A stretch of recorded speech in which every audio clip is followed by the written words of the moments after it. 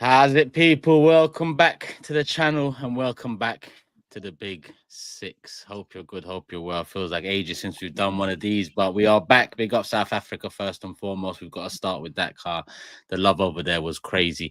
So big up all the people that met us on Friday. We had the pleasure of meeting in South Africa last Friday for Backyard Chat, the meet and greet. I see the flags already in the chat as well. So South Africa first and foremost. Love for the love. We've, you know, when the videos come out and the love and the and everything comes out in the next few weeks across the Big Six channel, make sure you're subscribed. You'll see what we're on about as well.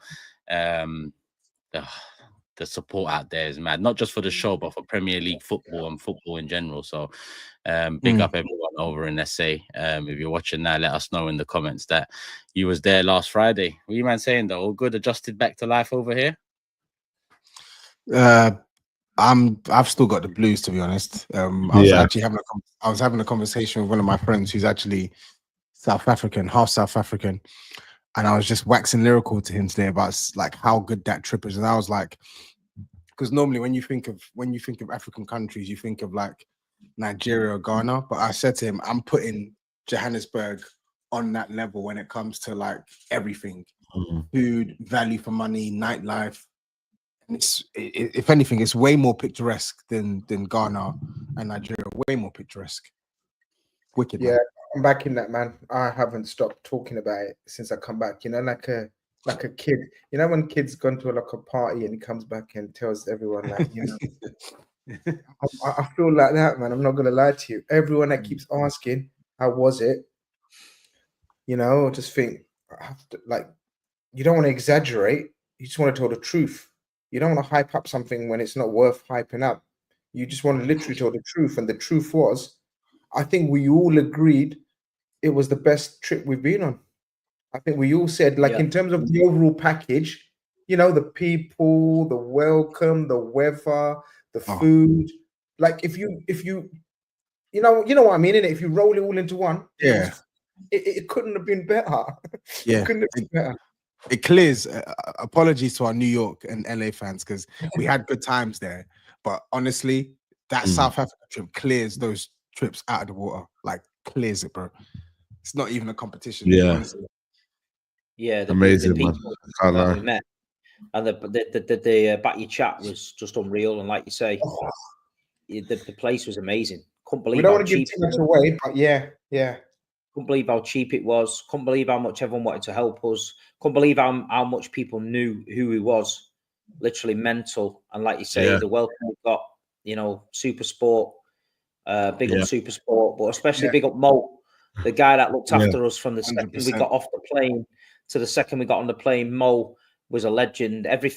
Nothing was any trouble for him. You know, even getting us painkillers, even going to get Grizzy's mocker. Even when we was in the middle of the bush and he didn't do mocker, he made a mocker. So at the end of the day, He made a mocker. Wasn't that Toby who made it? No, it was. I made my own.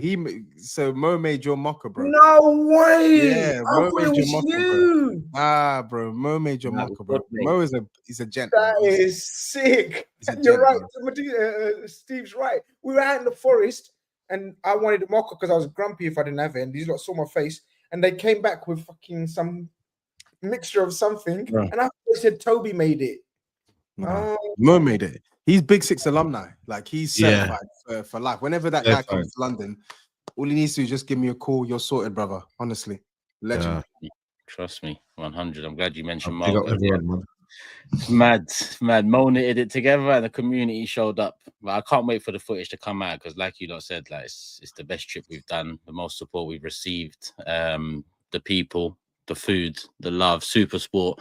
You know, we've got a few pieces releasing ourselves over here. Super Sport's got another few pieces releasing over there. So yeah, I mean, the next few weeks are definitely going to be packed with Big Six stuff, and hopefully you've been enjoying the content as well.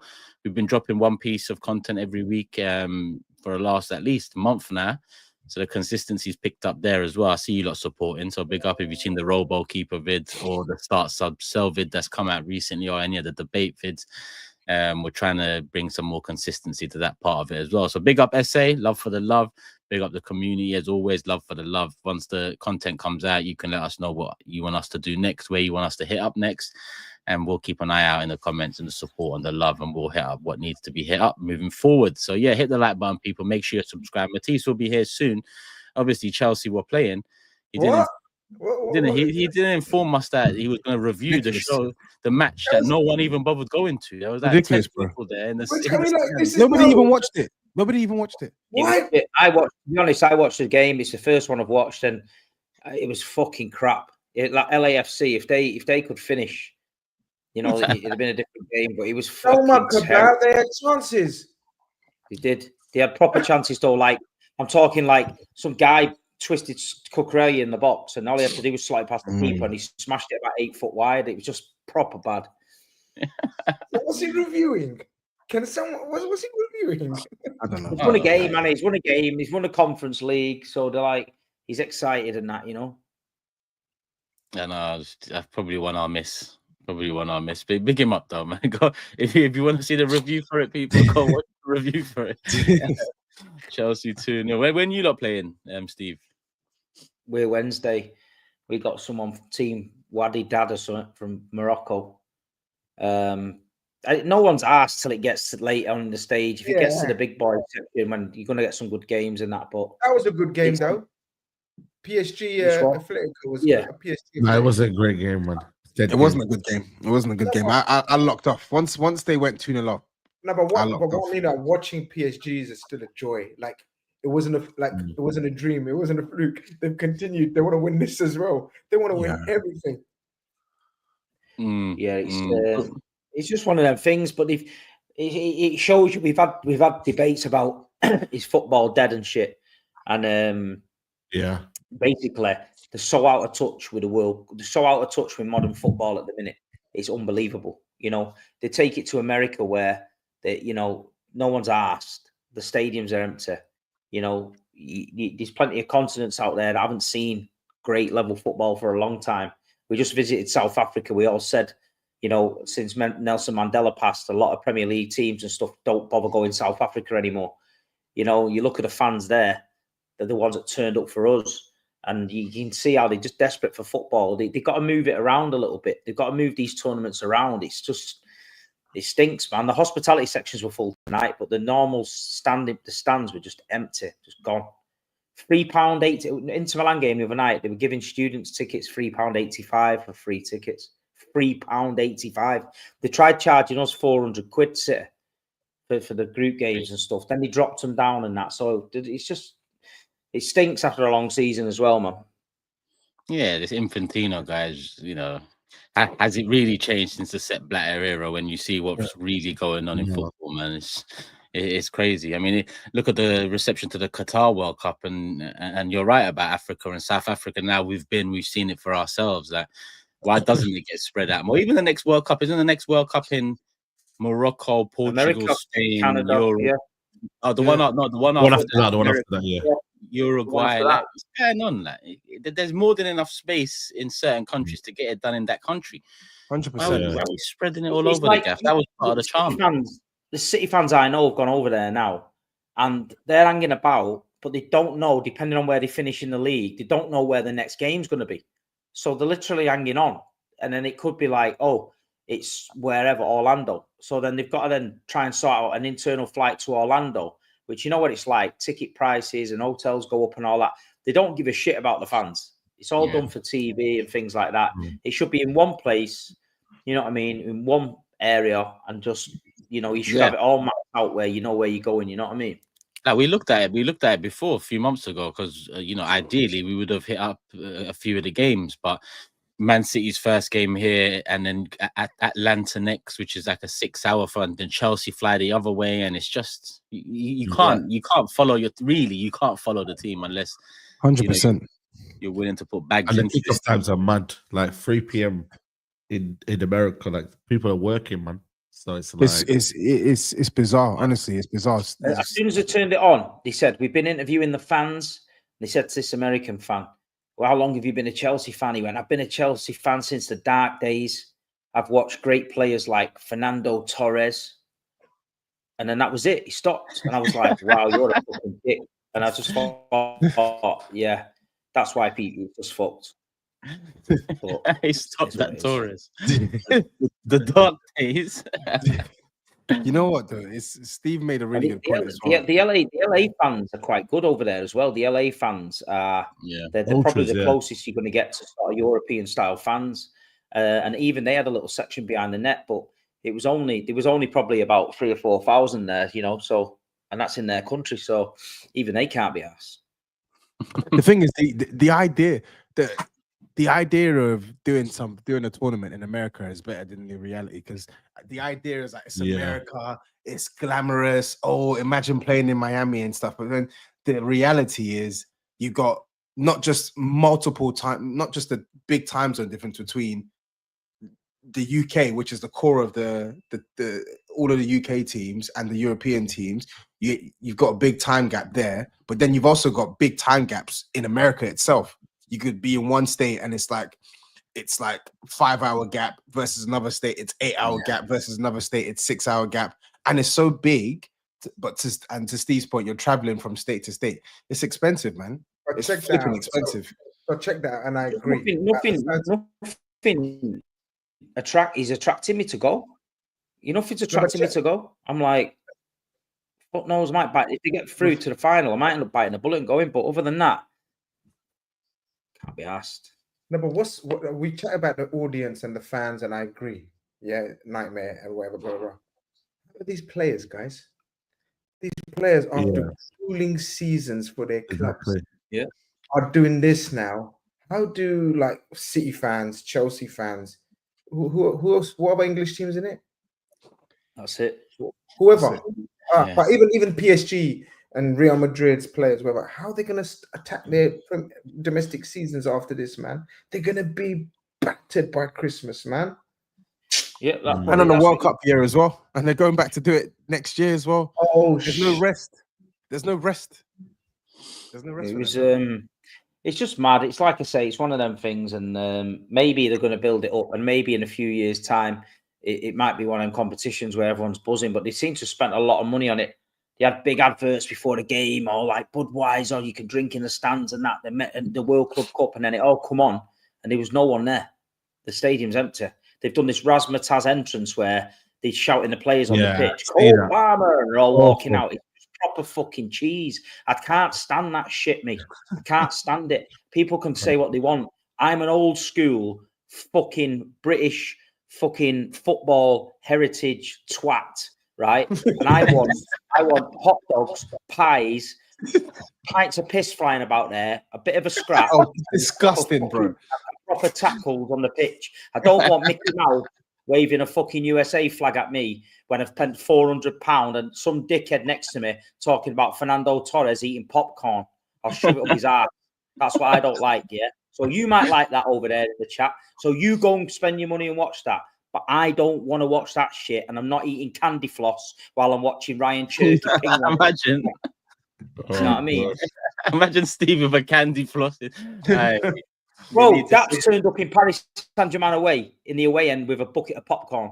Ask him what it nearly went over his head. And I know Dad was loving it as well.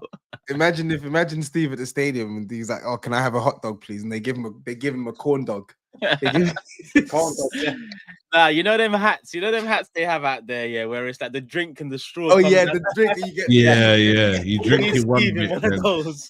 And the you know the flipping hands. You know the one that they give you at the baseball, the flipping waffle hands or whatever they're called. Yeah. Yeah. We need to see it. We need to you know see what it. I'm saying, man. There. You know what I'm saying, mate. I see. I'm still traumatized when I went to Wembley. If Steve ever loses, if Steve ever has to do a forfeit, we know where we're going with it. We know where we're going with this. Oh, mate. Speaking of forfeits, we still got to get one done before the season starts, but we will, people. That's still a promise on our behalf. So make sure you subscribe, put the notification bell on. We are starting with this topic anyway, in terms of the World Cup, and to be honest, we've already started. But let me bring in some super chats now as well, kind of on the SA subject. Kamano says, "Shout out to Steve, loved his energy. Thank you for the community showing up in South Africa." Thank you, Kamano. The energy was when the people see the energy, man. The energy was next level shit. It was like a concourse out there, so I can't wait for the footage. Even us, we lived it, so we haven't had a chance to see it back yet. The magic's just being cooked up behind the scenes by Skull. So and we know, Skull's magic. We've seen the vlogs before, the edits before, so we're just sitting back waiting now. Even Mo out in South Africa, he's on to Skull to get this footage out. So I'm sure a lot of the South African fans are eagerly waiting. But soon come, next few weeks, you will see everything, people. Actually, let me save that one. Claver says FIFA set the Club World Cup in the US so they can get Messi to play by making Miami the host city. They would have filled stadiums if they set it in a country that calls it football and not soccer. I think it's a stretch to say for Messi. I just think that's the way. I mean, if you look at a lot of preseason tours in the last few years for the big clubs, it's always been America. You look at the World Cup America. You look at the general push in football, and where a lot of the money is in different sports in America. The angle's already there before we even take into account Messi, in my opinion, anyway. MCFC Solo says 3 p.m. games. I'm going to the City game on Wednesday, and it's at 12 in Philly. Only the night games and the knockout stages will be a packed house. Prices are crazy too, and ultimately that's what it comes down to. Prices, hence why they don't travel all over the gap. Even our tickets in Hong Kong for the North London derby, I think, are stretching £400, £300, £400. Wow. So, wow, yeah. So that's what it's about. We already know. Let me bring this one in. We showed up yesterday in LA, 80,619 in attendance. It's a shame there aren't any knockout games happening here. So the knockouts are mainly New York, innit? Semi-finals and final. There'll be attendance in New York for sure. For sure. Yeah. Well, like the other guy said, it's time determined as well. The knockouts are probably all going to be evening, so that helps a lot. What are we saying about? I mean, like, everything aside, it's started. It's been underwhelming. Everyone's questioning the timing of it. Should it be summer? It's now summer every 4 years. We can see how they do it. There's another argument that the champions of England, Spain, and Italy are not even in the Club World Cup to determine the best in the world. So there's a lot of angles to it. But ultimately, do you not think that it was something that because Club World Cup's always been, listen, we ain't won the Champions League to ever compete in it, but it's always been nice. You get a badge, it's part of the process of winning the Champions League. You move on to that. I remember Fergie infamously sacked off the FA Cup for it, but it's never really had eyes on it like maybe it should have, considering what it is. So maybe it needed something, but have they gone too far with it? Is it something that is timing the biggest problem here? Is it that it's right at the end of a season? Is there anything they can do to make it a better spectacle? Move location and maybe reduce the number of teams to just champions. But the main thing about it is money.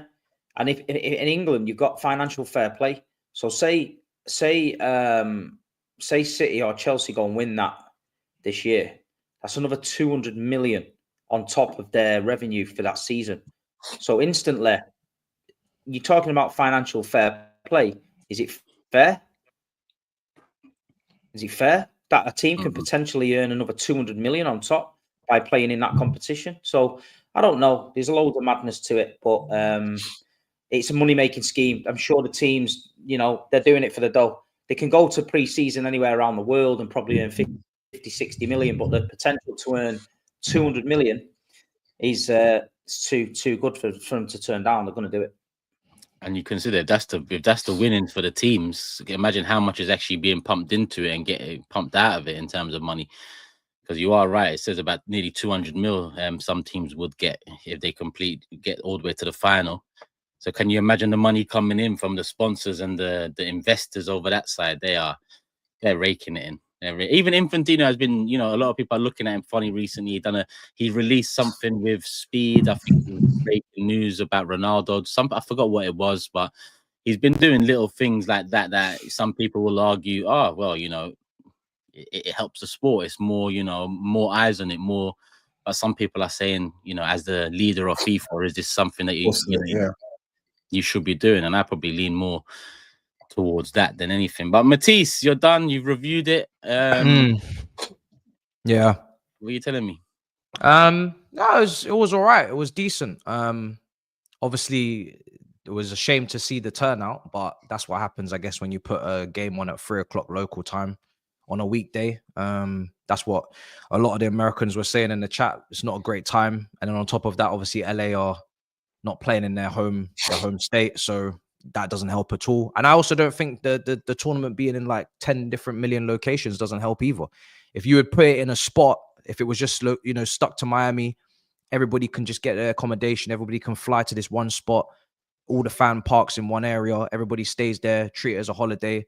That could have worked a lot better. If the tickets weren't priced stupidly at the beginning, put a lot of people off as well. There's a lot of things they could have done to make this more of a football tournament. I think the weekend has probably blown a lot of smoke up their ass because they've got the 80k PSG Atletico. But this week, especially with the times, is probably going to be a humbler.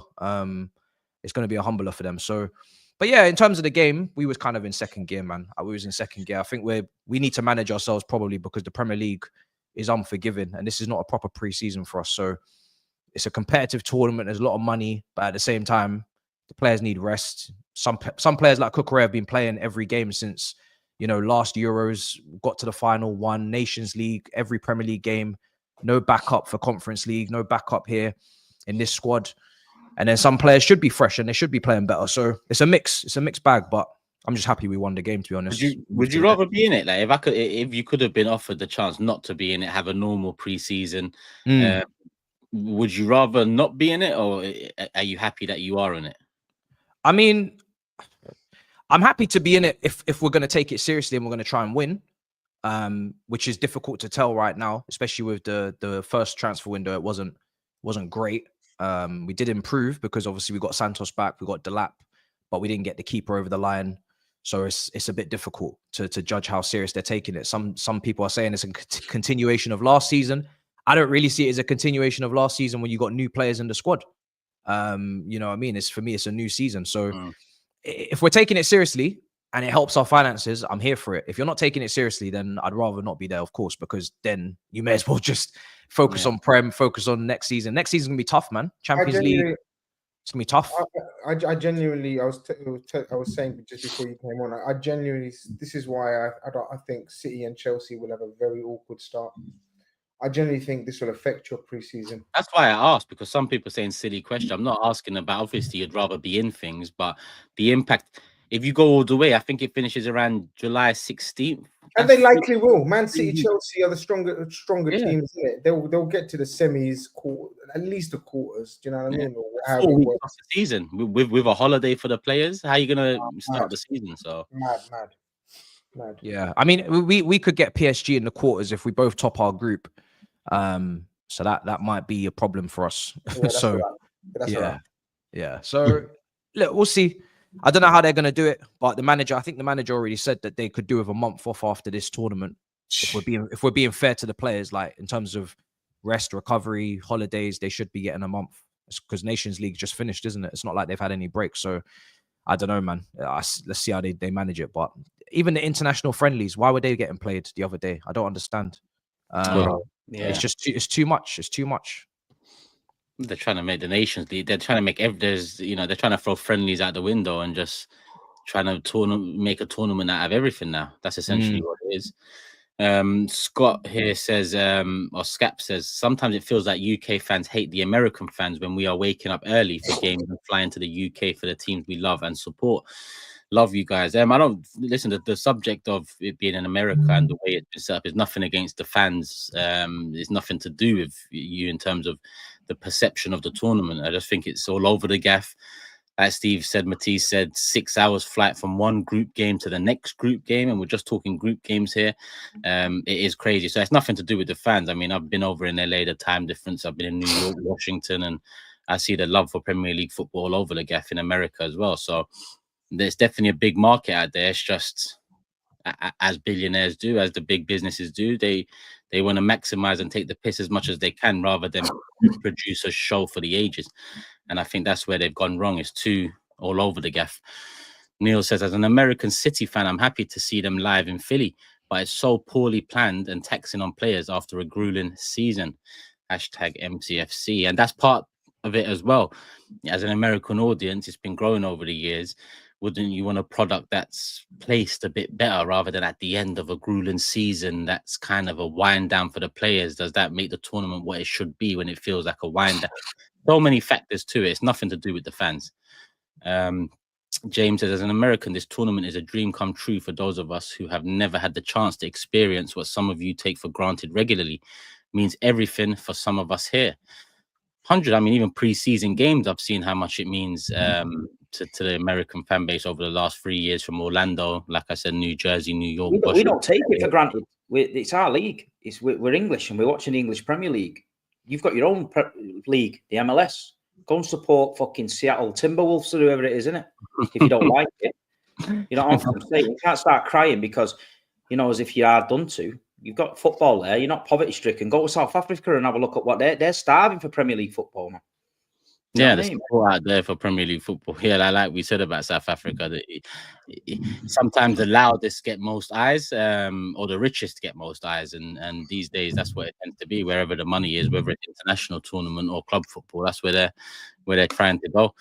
Vibav says Euros last year, Club World Cup this season, World Cup next year, NL in between. Nations League. Nations League, yeah. See, we're abbreviating tournaments that don't even need to be tournaments. I'm getting confused out here. Where's the rest? Players need both mental and physical rest. Clubs that have the least overlap do have an advantage. That's kind of what I'm saying about this tournament. You know, is it a benefit or not? But that's it on that subject, I think, in terms of the super chats. Yep. All right, cool. Is there anything else that we need to touch on? It's literally just started anyway, so I guess we're all looking at PSG's first performance, saying they're probably the favourites for it, but we haven't seen City yet. We haven't seen Real Madrid. No, Chelsea did well today, didn't they? So why do I feel like you're not saying that sincerely? How do you think you're going to get on against PSG in the Super Cup? May I ask? Let's find out. Yeah, let's find out. Maybe we should find out together. Maybe we should go to the game together. We should find out. Come to Venice. Yeah, I might. Fuck around and find out. Come to Venice, brother. Let's go, man. Come on. Oh dear. Oh mate, yeah, we will be there anyway. City play Wednesday. When the Madrid play, SAEED? Madrid. Yeah, SAEED, you know. SAEED's a schedule, man. You know, I think it's Wednesday. I think it's Wednesday. I like that. You've got watch long scheduled. Come on. Everything. I think it's Wednesday. I think it's Wednesday. He's tired, man. Look at him. No, my team's killing, man. That's what it is. Sorry, oh man. yeah. Oh crap. Yeah. It's not the thousands of streams you're doing every day. Do you know what's so funny? Do you know what's so funny? So I was watching Midday Live today. Yeah, I was watching Midday Live today, and I must have like paused it because I was on a meeting. It was a long meeting. This was like over an hour meeting, and I clocked that it was still paused. So I said, I'm gonna click live here, and it's probably gonna be done. It was still going on. It was still going on. It's not midday anymore. It's still midday. Yeah, when you came back, it was midday, but then when you came back, it was tea time live. Dinner time live. It's all mad. It's all mad. Make sure you are supporting the individual channels, people. Everyone's doing content, you know, individually. Apart from Unc, what are you doing? Big show lined up tomorrow. Big show lined up tomorrow. I'm not even gonna say nothing. Big show lined up tomorrow. You better. After Ornstein dropped the bomber today. Liverpool fans, big show lined up tomorrow. What was Ornstein bomber today? 7 p.m. He basically confirmed the WIRTZ fee and WIRTZ flying over for the medical. Yeah, GYÖKERES done, WIRTZ done. Should be both announced by the end of the week. Bro, I can't even lie to you, man. I've taken 2 drinks of this margarita mixer, and it is, bro. He's cooked. You know that meme. I never expected it. I never experienced it. My brother's still celebrating the Europa League, but I can't believe it. It's wild. Anyway, continue. Monday night, enjoy TOBS, man. Enjoy. Why not? Man said, bro. Monday night madness. Fam. Oh mate. Cool. The Club World Cup is out of the way. I mean, let's start with Liverpool then. Grizz, you lot have been the most active so far. Most active, yeah. Yeah, you and City, but let's just start with you. Biggest transfer out the way. Talked about non-stop. We talked about it before we went SA. It's still not signed, sealed, delivered, but it's signed, sealed, awaiting delivery. But in general, 2 fullbacks, WIRTZ in. Everyone looking at Liverpool now as firm favourites for another Premier League title, back-to-back titles already. So early on in the window. I mean, the window's opened, closed, and opened again just today. How are you feeling about this newfound? Is it a newfound pressure? There's always been pressure on Liverpool, but this is a bit of a different sort now, considering you're moving to this, biggest transfer of all time off the back of a Premier League title era. Well, 100%. It is different. And the thing is, yeah, and you guys know this anyway, if you put the banter aside, I've never given a shit about winning transfer windows or winning transfers. Oh, we got the most transfers, or we got the highest fee, or we buy players. We leave that to other clubs, the ones that won't be named, that celebrate transfers, or who did you buy? What did you buy? Or who let you down? So I just interested in trophies. But I'm also a massive fan of strengthening when you're at the top or at your best. Like, you shouldn't always be panicked into strengthening. Like Arsenal scrambling around for a striker, or Chelsea scrambling for a defender, or whatever, whichever club you may be. You should always strengthen from a position of strength, and we've not done that in the past. We've always we've spent money when we've needed to make a team. So people say, "Oh, Liverpool don't spend." We do spend. When we built the first team of Klopp, we went out and spent Alisson, Van Dijk. Where we needed to spend, we spent. And this time around, this is the rebuild of the slot team, because you've got to remember, he won it with the Klopp team, right? The end bits of the Klopp team. So now Slot's come in, and he's been given money to build his version of the team. It just so happens that the fucker won the league with Klopp's team. So it's an added bonus. But it's normal procedure. Whenever a new manager goes into any of your clubs, any of our clubs, when a new coach goes in there, he's usually given funds to buy his players. And it just so happens that we're doing that now because we've got money saved up. We didn't spend, we've hardly spent any bloody money in the last 3-4 years. Every window we just left biting our nails and scratching our heads like, what did we just do? Apart from the one where we bought 4 midfielders, but even that was needs must because 4 left, 4 or 5 left.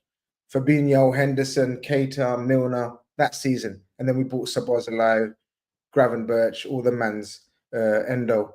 So yeah, man, it was about time. It was a matter of time, and I don't know how it feels, man. I've never been in this position where we're buying players willy-nilly. Like, it's not even done yet. Job's not done. Job done. Job's not done. We bought 3. Yeah. We got 3 in, and I think we're going to buy at least another 2/3 more. I think another striker, another left back. Now that Robertson is off, by the way, then I've told you, Robertson's gone. He's going to go.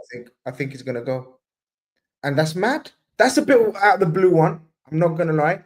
So we're gonna bring in a left back. We're gonna bring in a striker, and if one of Kwanzaa or Gomez goes, we're gonna have to bring in a centre back. Now, I've been critical of when I speak about Man City or Chelsea about too many changes, too many players, too much rotation. This might come back to bite me in the arse now, because that's gonna be like 6-7 players coming into our squad, all brand new.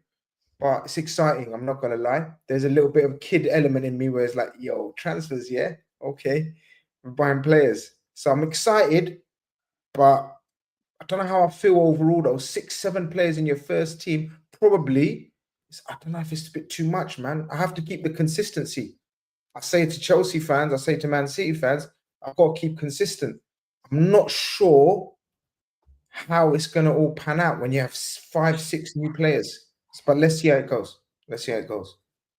It's interesting because I'm trying to think, who's the last team to spend hefty bread after they've won the league. Obviously, Man City have dominated, and I looked at Man City's years.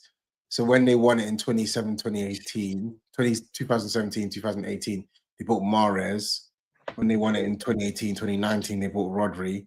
Then they bought Grealish in 2022. So this is basically your version of Man City, where they're basically reinforcing their position at the top.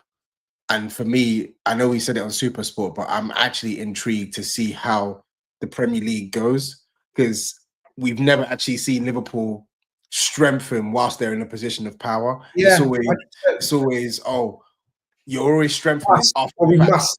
Yeah. Exactly. It's never been oh, we're good, but let's be great, right? So the only difference, like I said to you, the only difference being is because we've got a new coach. He obviously wants his team, and I keep saying that Klopp team was dying. Yeah, it was on its last legs. We're seeing City on its last legs. So City bought in 6-7 players. We're buying 6-7 players. So both teams are rejuvenating, refreshing themselves. But the only worry is this is a new manager as well. Do you get it? It's not Klopp rebuilding Liverpool. This is Slot running his own team. So I don't know, man, how it's going to go. But yeah, I absolutely understand the favourites tag. So I'm not even saying, oh, we're not favourites. I understand the favourites tag. And I agree with the favourites tag before you lot all start on me. I agree with the favourites tag. So it is different because City have been favourites for the last 7-8 years, I'd say. You know, Arsenal, maybe last year, a couple thought Arsenal, but overall it's been City and Liverpool. So, but yeah, this time round, let's see, man. 6-7 players, a lot of players, man. I'm going to keep saying that. I know people love transfers, shiny toys, blah, blah, blah, blah. But it's a lot of change, man. It's a lot of change. Don't know what you lot think. Yeah. Now, listen, I think for me, it's one of them where I look at. Sorry, Saeed. Yeah, no, I was thinking for me, I think it's that striker that's the missing piece. Yeah. Really, I think that's the one where everyone's intrigued in. I think the left back, you've done your job. You know what I mean? You're going to get GYÖKERES. You've got, obviously, your right back in Frimpong. Midfield's kind of set now. Frimpong's obviously in there as well. So I feel like for me, it's that strike, whether it's Ekitike or whether it's Isak. You know what I mean? Because you are linked. When I seen Fabrizio today saying Ekitike is still not, you know, that Liverpool are still firmly interested in him, but he's going to cost you, what, 85 million? You'd rather go get Isak and spend what? I'm guessing Isak's going to cost you what? It's mad, isn't it? All the strikers, and we discussed it last few weeks, all these strikers are all linked with, apart from City, all our clubs are going from the same crop of strikers, right? It's mad who ends up with who. It's going to be, it's mad. It's probably going to be exciting. Yeah. Well, who are you linked to, though, properly? I know Isak's our first choice. Isak is our first choice. If Newcastle are willing to do a deal, we'll pay. I'm telling you, look, now we'll go big again. We've got the money. We'll go 100 million plus 120. We'll pay 120 million for him. But Newcastle, exactly. But Newcastle don't need to sell him. Newcastle won't want to sell him. The only way I can see it even being close to chance is if Isak says, "Listen, talk to me in it, please. Let me do this in it." He has to leave. Yeah, exactly. But does he come across that kind of guy? No, he isn't. I don't think so. They've done too much for him, man. The Geordies have looked after him. He wants to give them a Champions League campaign, man. But that's the only way I see it happening personally. But I know he's our first choice. I think Ekitike is there. Like if we want, it's there. All these other ŠEŠKO, all these other. It's just we're trying to see if there's even a remote chance of Isak. Otherwise, I'm not sure if we might even hold back and wait for Isak. Because Isak might say, let me work one Champions League season with them, and then we talk again. And we've got a history of waiting for a player if we want him. So Ekitike is growing on me. I'm not going to lie. I have been doing a bit of analysis on Ekitike since we've been linked strongly, and he is growing on me. But I don't know, and I'm sure you guys are all a bit unsure about him. I don't know if you guys are all certain. I like him. I like him. No, he looks a good player. Definitely growing on me. Definitely growing on me.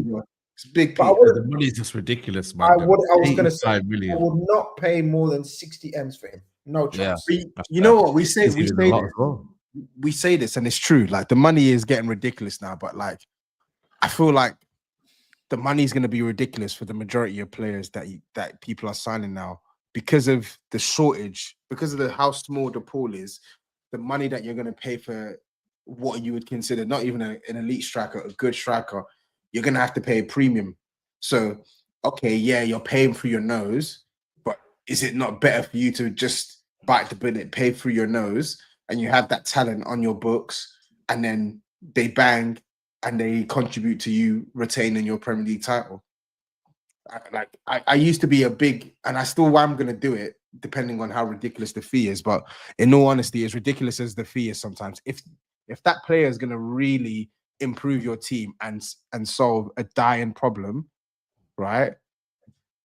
And you've got the capital to do it, just do it. 85 million, what's that for Liverpool? Just do it. I don't know, man. I don't know. I agree, Tobs. It's not Just a do big it. concern for them, man. You say you don't agree, but it's like, okay, cool. They can't sign Isak this summer, and GRIZZ has said they're prepared to wait. But if they've scouted this Ekitike guy and they think he's next up and he's someone who's got the characteristics that Isak has, okay, he may not be Isak level now, but he can help us retain the title, and in 2-3 years' time he can be as good as Isak. Why not just pay the P? Why not? You do want to try and get him as cheap as possible, though, because I do think sometimes the price might play a part on the player as well. When they come in, I don't know, it might play a part on them and their mental state coming in. They might put more pressure on themselves as the fee is higher. The more we see higher fees, the more we see more flops. Really, that's what I'm seeing. You know, especially up front. You rarely see someone go for that price in the forward line and they actually work out. So I can understand taking your time trying to get the fee down. If obviously Frankfurt give you a deadline, they say, right, you need to pay up by this point or we're not selling him, then obviously it becomes a conversation. But I don't think there's any rush for Liverpool. I think they've done so much good business now with the fullbacks, the midfield. I think they can afford to wait a bit longer. I don't think they're in a mad rush. I think we're not 100%. We're not, but like Saeed said, it is the glaring kind of missing piece because Nunes is gone. Definitely, like there's no chance he stays, and Chiesa's gone, and Jota's just injury after injury after injury. We just can't rely on him playing enough, so we can't go into the season with just Jota. So that's why we need to bring in a striker, and it's intriguing who we're going to get because. It's, as I said, it's from that crop of strikers that all our clubs are looking at. Well, you guys are sorted now. I think you've got Delap, or you're still going to get another striker at Chelsea. I don't know if you're going to. After he was given the 9 shirt, I'm not confident on another striker. No, I've not seen anything about moving on Jackson. So I can see them going with those two for the season. Couple of people are asking about Victor Osimhen and like Liverpool and. Personally, you guys know I think he's a certified gunman. That's not happening. Not one. No, but do you get what I mean? Like personally, personally, I don't know if Liverpool are going to go down that route. Is he a Liverpool kind of striker? I'm interested. I think it's the wages. I don't think you're going to give him the big because he wants what, like 250 to 300. I think that's a myth. You know, I think he's willing to. I think he only wants that from Saudi and stuff. I think if he wants to play in Europe, he knows he has to be realistic. Does he know that? Does he know that? I don't know what he wants, man. He ended up at Galatasaray last summer, so I don't know what. But that was because that was a loan move 1 year. That was one of those ones you go 1 year, you make your bread. And he wanted to, and he needed to leave Napoli. And he had to leave Napoli. So, yeah. Can't really I don't know, man. For me, he's a certified. Like for me, I think he takes Arsenal maybe over the line.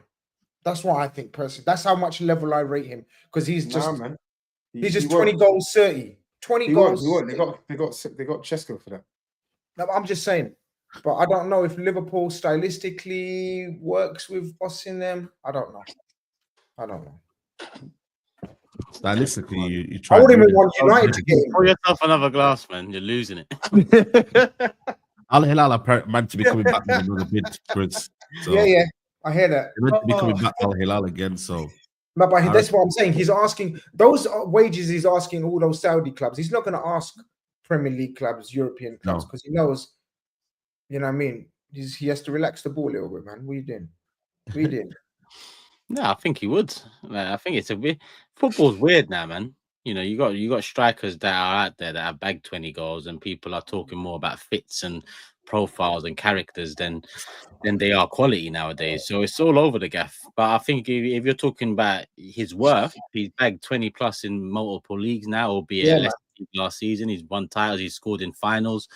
As much as the Turkish league is quality wise poor, there are still some games the atmosphere can get tense, the moment, and he has stood up in that, in that fire pit. So if he's asking for 300k and you look at some of the wages going around now, I think he's well within his right to ask for that, especially if he goes to deliver 20 goals at his next club. But he's one that's strange for me. Like, it's just him in particular. He's a top striker, but no one's. It's weird. Yeah. What is it then? You got clubs. Is his entourage? Do you think it's the demand? Do you think what like attitude? It can't be. He works. No. But it doesn't even make sense though, because again, I'm not saying this to take the piss. It's just the reality. You got Arsenal who have got 2 strikers on 260 bags plus a week, 65 million pound for one, 45 million pound for another.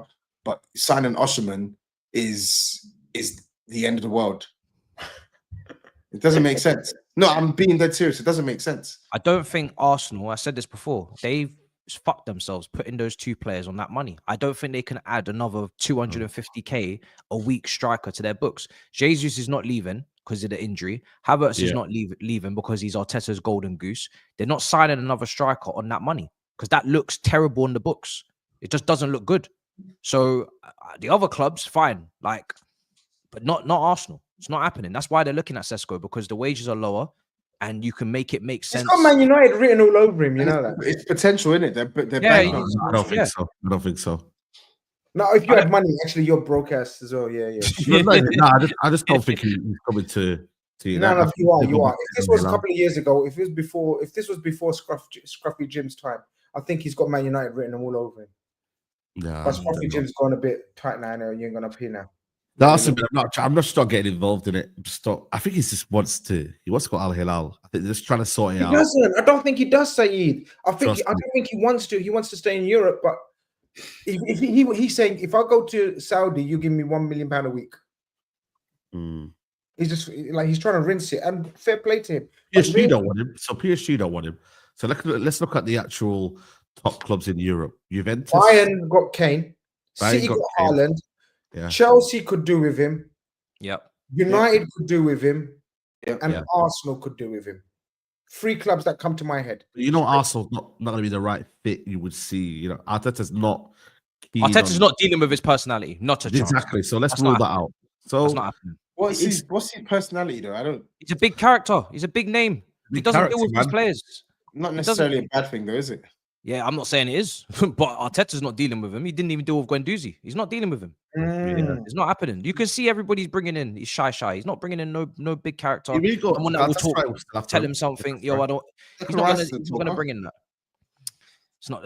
He's just, bro. It's not the same, bro. Osimhen's not someone that's gonna come in and just listen to every single rigid instruction that Arteta's gonna give him. He's gonna say, listen, I'm a big name. And I feel like I can lead this line in my way. And if you guys are not playing to my way, same thing we had with Lukaku. When we didn't give him the service that he felt like he needed, he said, Tuchel, what are you doing? Talk back to him straight away. So what's going on? I think Osimhen would be the same. I don't think he's going to put up with Arteta. I'm not going to lie. I think Arteta does that on purpose. He likes to bring in a lot of these players that will kind of just fit into this system. But do you reckon, yeah, they don't go for big names. They don't go for big, apart from who? No one. Who have they signed under his tenure that you've been like, raw, that's someone that's gonna make a move in the dressing room, is gonna come in and not really anyone. Someone who's got his own character and it's not what you mean. It's like probably you're right. Someone that's gonna bring some fireworks in there. Yeah. GYÖKERES, he's a team player, man. He's more of a he's man management. You got Osimhen's man management, 100%. Even that, I don't know. Even that with Osimhen, I get what TOBS is saying. Like, what's the examples that Osimhen is someone that he's gonna be difficult to manage? Yeah, but I mean, Napoli, even Kvaratskhelia, like, it ended the same way, and you know, it's not the first time like there's been gripes like that over there in Italy. Chelsea as well. The way Napoli's the a way wild crap, isn't it? Even the chairman's just wild. You'd say if you upset him, it's game over. Even Club City and that were saying they wouldn't deal with him properly and that now because he's just hard work. But he's, you know, and then these rumours about his attitude, you never know if that's true or not. You can only go off what comes out. But there's a reason why, you know, he's so talented and he's sort of been at Napoli and Galatasaray. You know what I mean? If it was all smooth sailing, he would be end up somewhere mint now. But he's one of them. He's a maverick. And it's whether your football club can take a gamble. Man United took a gamble on a maverick in 1992 called Eric Cantona. Look how that went out. You know what I mean? These people, Man City took Balotelli. You know what I mean? It worked out for us. Then Liverpool took him. Totally wrong club for him. It wasn't going to work. So I think if someone wants a gamble, you know, and thinks we need a spark, the football club needs something, the X factor, he could be that X factor. But it's a lot of money and it's a gamble because it could easily go the other way where it doesn't work out and you've got a 250, 300 grand a week headache. You know what I mean? Look at the Lukaku situation at Chelsea. It looked like that was going to be made in heaven. He was giving it all the big one. He got there, started parking up about Inter Milan, and it's a fucking nightmare then. You know what I mean? And you've got to get rid of him. He's loaned out and it sets him back a little bit. You know what I mean? Before we move on, Grizz, Konate, is Real laying the foundations? Are you worried? 1 year to go on his deal? Here we go again, and it's one of those ones, man. Now they're doing the same thing. Apparently, they got Saliba, Konate, and who's the other centre back? Yeah, Lewis Skelly's name was Kelly, yeah. No. There's another one. That's Seville one, or Valencia one, Mosquera. So basically, they're like free centre backs, and they're starting doing their due diligence on trying to get one of them on a free. And they're saying Konate is the favourite at the moment. So you know what I mean? It is what it is. Hey, Ibu. I think Konate. No, it's Hala. It's Hala Ibu. Hala Ibu. Yeah, I think he stays, but it's Madrid, isn't it? We've been here, but I think he stays. I think he stays. You think he stays? Mm-hmm. As in What if he sign a doesn't? new contract? Yeah. I think he signs a new contract. What if he doesn't? We have to sell him. We can't obviously go down that route again. Like the Trent, but this is where going back to the Trent fucking bullshit. Trent led us on. Ibu won't be in a position to lead us on, so we have to make a decision. Is it that straight 1 year? The decision's this summer, though, right? Because he's got 1 year left now. Yeah. But this is where the question comes in, though. Would you rather a solid year of Konate and he goes on free, or would you rather get 50, 40 M's for him now? No, we get 50, 60 easy. 60? Yeah, 50, 60 easy. From who? With a year left. PSG will pay that. PSG will pay that, man. They're signing Zabani. PSG and Madrid want him, so we can just play. But why they're signing Zabani? Madrid have signed Hoyson. PSG, wait. They could PSG, exactly. This is why we have to. And again, I don't know how clubs can do this though. How do you sell a player? How do you force a player out? The only way to force a player out is to say, right, we're not going to play you. Yeah. World Cup, yeah, we're not going to play you. Mm-hmm. And then the player thinks, oh, I might lose my spot. Otherwise, how do you force a player out? It's the only way. It's the only way. Reserves. And we can't afford to bloody keep a player of Ibu's quality on the bench. So it's a tricky one. Then any hope, Grizz, if you had of him keeping him, you that little bit of loyalty, that trust, maybe he might say, you know what, I'll sign a deal, and then you know what I mean. So then it works both ways. You asked him, like, see you later. I think he stays, but I think Kwanzaa Gomez. I still think we need to send it back because I think one of the other two is going to go. I think he's one of the other two have to go. You need another one for sure. 100%. What's he on now? What's his wages right now? Ibu, yeah. Ibu's, I'd guess he's on about 100, around 100. Are you trying to wait? Why are you asking? No, I'm just saying, like, as in, like, what is he probably wants? He wants double. He wants 200. 200. Where does that put him for Liverpool? In the hierarchy. fourth, fifth, fourth. Yeah. I mean, if Around he's the just same starting ballpark. centre back, shouldn't really be on 100. No, Really. that's why I on, think we'll come to no, the no, agreement. no. Oh my days. Guess what he's on, guys? 90. 78 years in. He's on 70 grand a week. Yeah. That's So ridiculous. I think we Sorry, come man. to an arrangement where we double it. 150. 70 grand a week. I'm not gonna lie. Playing for the second biggest or joint biggest, whatever you want to call Yeah, it, that's in ridiculous. England, 140 bags. That's Yeah, not really a cutting lot it. of them contracts this season. They'd have had bonuses in there where they win the Premier League, they get pay rises and all that. So if you think a lot of them will automatically get them. It's a lot of performance based, and it's fair. Like a lot of clubs do it now, isn't it? Like if you want to come here, if you win the league, you get your wages go up 10-15%. You get a bonus. That treble season, the City, when they won all them trophies, the bonuses were a joke. But But this is what it we is. Also we're known to be contracts are all about incentives. You do well, you get rewarded. And don't forget, it says he's on 100. He's on what 70 grand a week. He's 50% tax there. So that's tax in UK is 50%. So he's on half that. So he's on 35. Especially He's if, coming out with 35 grand a week. So if Robinson's leave and then Trent leaves, that's wages gone out the window there. So he's looking to get up the. And they were already a strong position wages last year, so yeah, he should get. There's room to improve him, but also, am I wrong in saying this is his first injury-free season, Grizz? That's exactly what we're throwing back at him. Yeah, that's the risk. But I think 140 is warranted if he's willing to sign. Yeah, that's doubling what he's done now. At least, yeah. I mean, Gabriel just went from 100 to 200 for us. Gabriel was on 100K a week for us, so he's just got his bump up now. Yes, but I think if Konate is getting his bump up now and he's going to sign if he does sign a long-term deal, I think they should bump it up at least. Give him like 150, 160. He's starting. 100%. Yeah, I think you'll get that. Let me get into some of these super chats before we keep it moving. HSK with a big $100 saying Liverpool are still spending that Coutinho money, so it's all good. That Coutinho money's long. It's stretching. When was that now? 2018. Yeah. 2018/2019.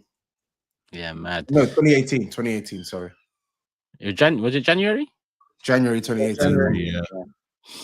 Crazy. When you deep it, that deal was mad. That was way too much money for Coutinho. We still say thank you, Coutinho. Way too much money. 140 was it? 140.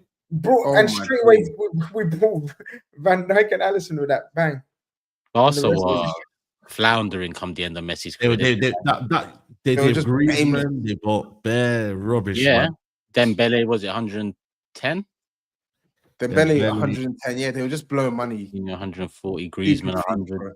They bought like Paulinho and that from Brazil. It was crazy. They were Paulinho. They bought him from us, didn't they? Was it from us? Yeah.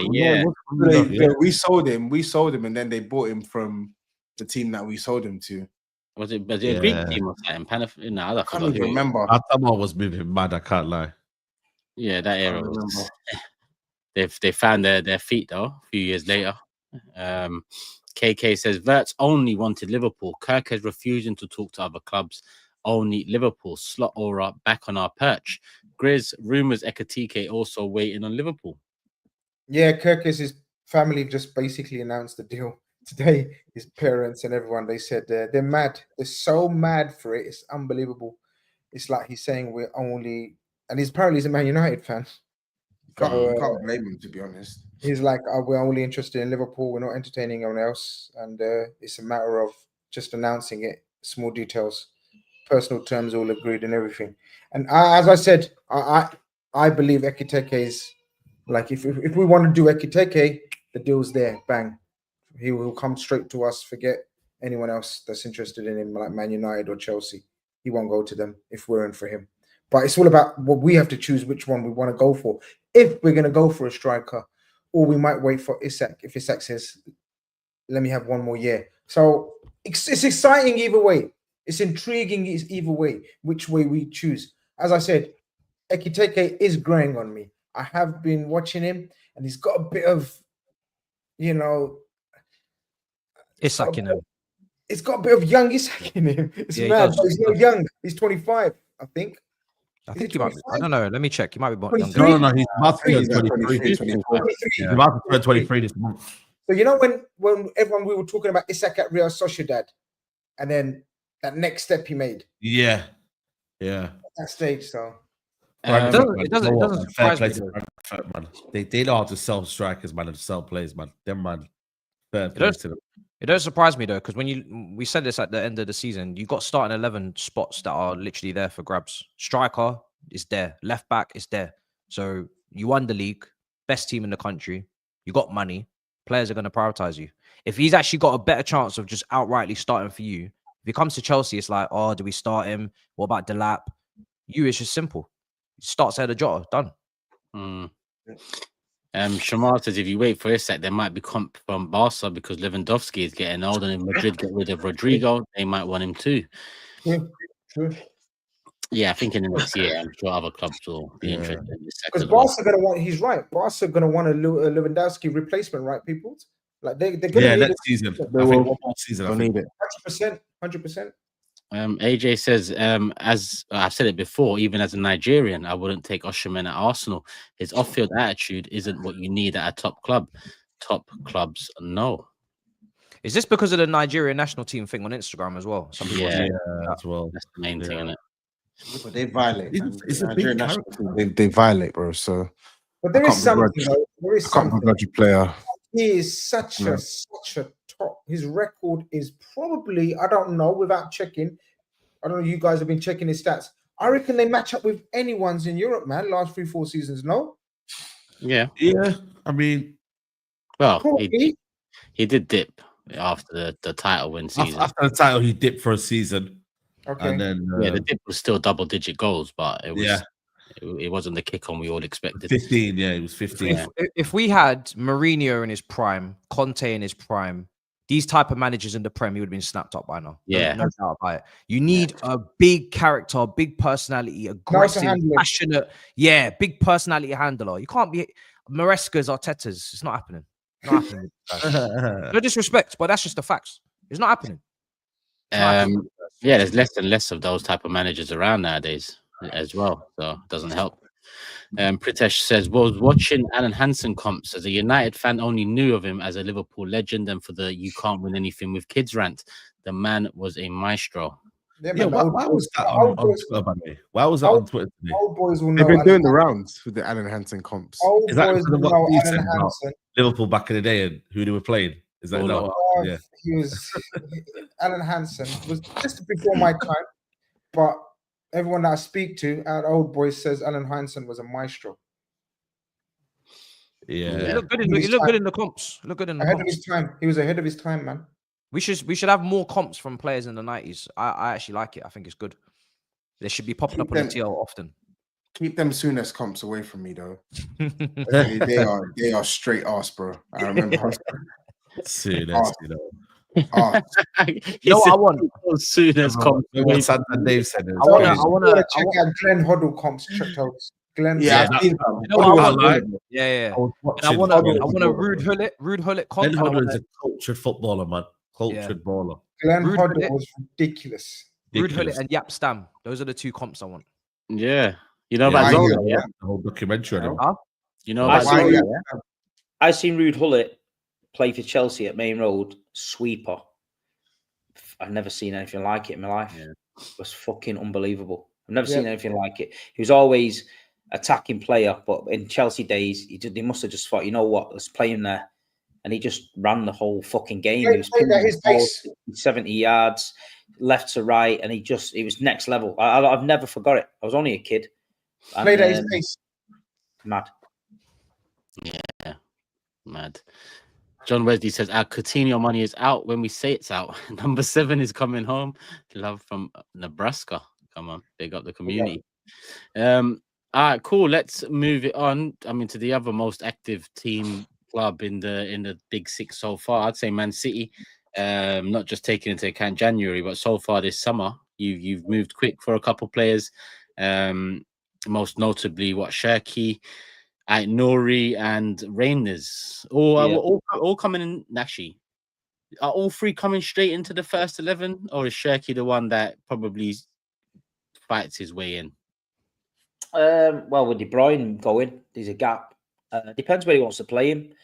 I feel like I feel like he's going to play him wide.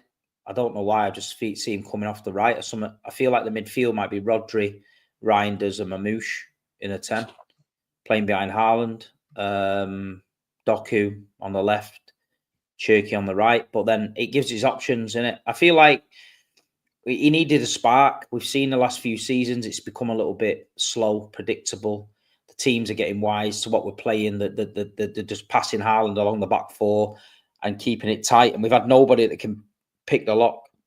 And I feel like with Cherky, he's a bit of a maverick, like we talked about before. He's a little bit unpredictable, and that's what you need sometimes. So people saying, well, Pep might ruin him and stuff like that. I mean, listen, everyone's looking at Jack Grealish for that example of Pep ruining a player.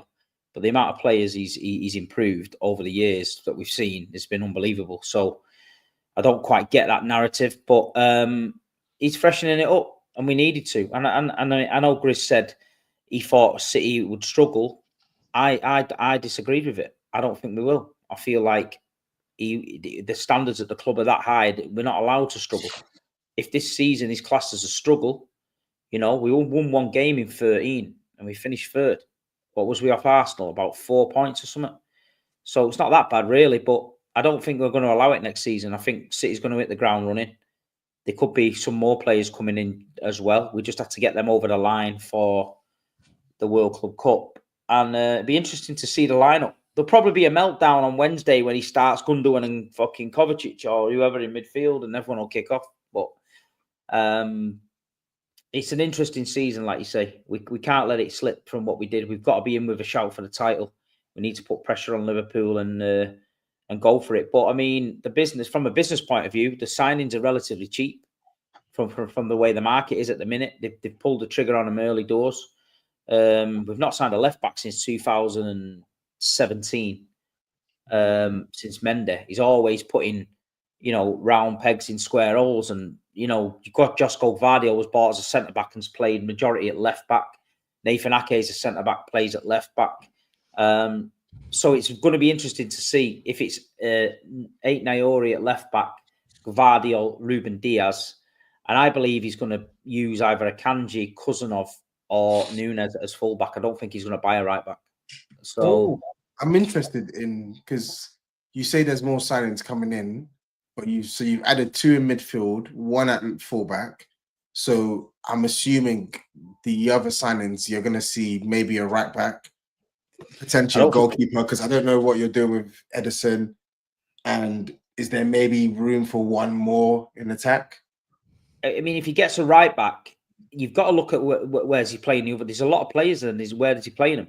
Nunes don't get into midfield, but he was starting to do a little bit as right back, as an attacking fullback. Pep said he's not clever enough to play midfield, but his ability at right back, he's quite switched on. So I'm thinking that stinks of Pep turning him into a right back. And then you've got a Kanji who can play all across the back, really, and in midfield. John Stones is fit again now, so where's he playing? Nathan Ake's fit. Where's he playing? They've just signed that Naipan from, is it Rosenborg, the Norwegian kid? Yeah, he's getting there today. He's medical, so he's going loan out somewhere. They've got Echeverri as well that they signed. You've got Vitor Reyes, who came in. You know what I mean? We've got Nico Gonzalez. So there's a lot of players in there. He's going to have to cut the squad down. I think you're going to see Jack Grealish 100% leave. Calvin Phillips is going to leave. He's not in the squad. And then, he might chop John Stones. He might chop Stones. He might chop Ake. One of them's got to go soon because they're both getting injury prone. You know what I mean? So there's a lot to do, but I think he's got his signings that he wanted, and he's got to make it work now. There's no excuse. He's got the players. He's got the backbone. He's got Rodri back. You've got a Diaz-Gvardiol centre-half partnership for me, which is solid. You've got a Rodri Reinders midfield, which is solid. And you've got an Erling Haaland, maybe a Mamouche behind him, which is solid. So I think the spine of the team is solid. And it's just the rest of it that's got to complement it. You know what I mean? You think Pep does that in different tactics? Well, the personnel will indicate so. But yeah, you think there's a new era coming with Pep? Yeah, but you look at last season, he couldn't make his mind up. So some games we'd start with 2 wingers. Some days we start with no wingers. Now, when Pep gets an idea in his head that works, he sticks with it. The season we won the treble, halfway through, I think we lost at Forest. We lost at Forest, and then he decided that he's playing 4 centre backs, and then they went on and won the treble, and because it worked. John Stones coming into midfield, it just worked. And then this season, he just looked frustrated all the time that he didn't know what was his best lineup. And I feel like you're going to see in this World Club Cup, you might see a few different things what you think, what's he doing? But we've been the top dogs for 6 or 7 years out of the last 6 or 7 years, like 6 times, whatever. People are just, when they come into the Etihad, are doing what they do. Everyone does. Liverpool's going to find it this year. Teams are going to go, fuck this, we're going to get pammed. Let's sit in and dig deep. And there's a lot of Premier League teams now that are very, very good at that. You know what I mean? And with Haaland up front, when you've got a big lump like him, he needs space behind the back four, or somebody that can some players that can drag people out of that block. And when they don't, we didn't have it last year. We had Ilkay Gundogan, Mateusz Kovacic, Ruben Diaz, and Manuel Akanji passing the ball across the edge of the box. So no one's coming out to intercept that, because if I'm the gaffer, I'm letting them have the ball. But if you're letting Reinders, Rodri, and Cherki have the ball on the edge of the box, I think you've got a bit of a problem, because they're going to find the gaps. And that's when I think teams are going to come out to play against that and intercept it a bit. But I don't know. It's all up in the air at the minute. City will be City, Pep will be Pep. But, we'll see these games coming up. I'm looking forward to him, not because of the tournament with him, just to see what kind of football he starts to play. You know what I mean? I seen Cherki ping one in yesterday off the bar in training, and Pep gripped him in a headlock and was like fucking raving over him. But that, we've seen that before with Cherki, but he's another risky player. Everyone's saying he's not a Pep player, but, if Pep gets a tune out here and you get that relationship, and some players just love him and some players just hate him, and that's just the way it's going to be. And hopefully Cherki loves him and plays for him. You know what I mean? And we get it going, because Man City need to get going. They lost the mojo, and I'm hoping that Cherki's the missing piece that can get us going again. I'm interested to see how he uses Mamouche, because I don't know, like when I've watched him play in the Prem, he doesn't strike me as like, when you put him in a 10, he strikes me as more of a support striker, someone who's trying to like make his own chances and score his own goals rather than like feed Haaland. Do you get what I'm saying? When I've watched him, he's trying to make runs in behind, he's trying to get on the ball, he's trying to like let off shots. Doesn't really strike me as someone who's connecting the midfield to the attack. And maybe that might not be his role. Maybe Rodri and Reinders will do that, and then Mamouche is tasked with being more of a support striker, like a Trequartista, as opposed to an actual 10. But I feel like with Cherki in the team, you probably want someone who can be that sort of... We need Mamouche to be like Alvarez was. So when Haaland wasn't quite at the races, he'd bring Alvarez on, and we'd change the system a little bit, play with a little false 9 and get joy. We've seen Haaland and Mamouche play together against Newcastle. Mamouche got hat-trick. It worked, but I feel like we've got a lot of options now. I feel like Pep has got a lot of tools at his disposal. He's how he gets it right. You've got if you want to go pacey, you've got Doku, Savinho. You know what I mean? If you want to go techie, you've got Phil Foden and Cherki you can put in together. And I think Phil Foden misses someone like Cherki. Phil's a bit like a street baller, where he likes to play football just like he's in the street. He likes to do the odd little twist and turn and get the ball.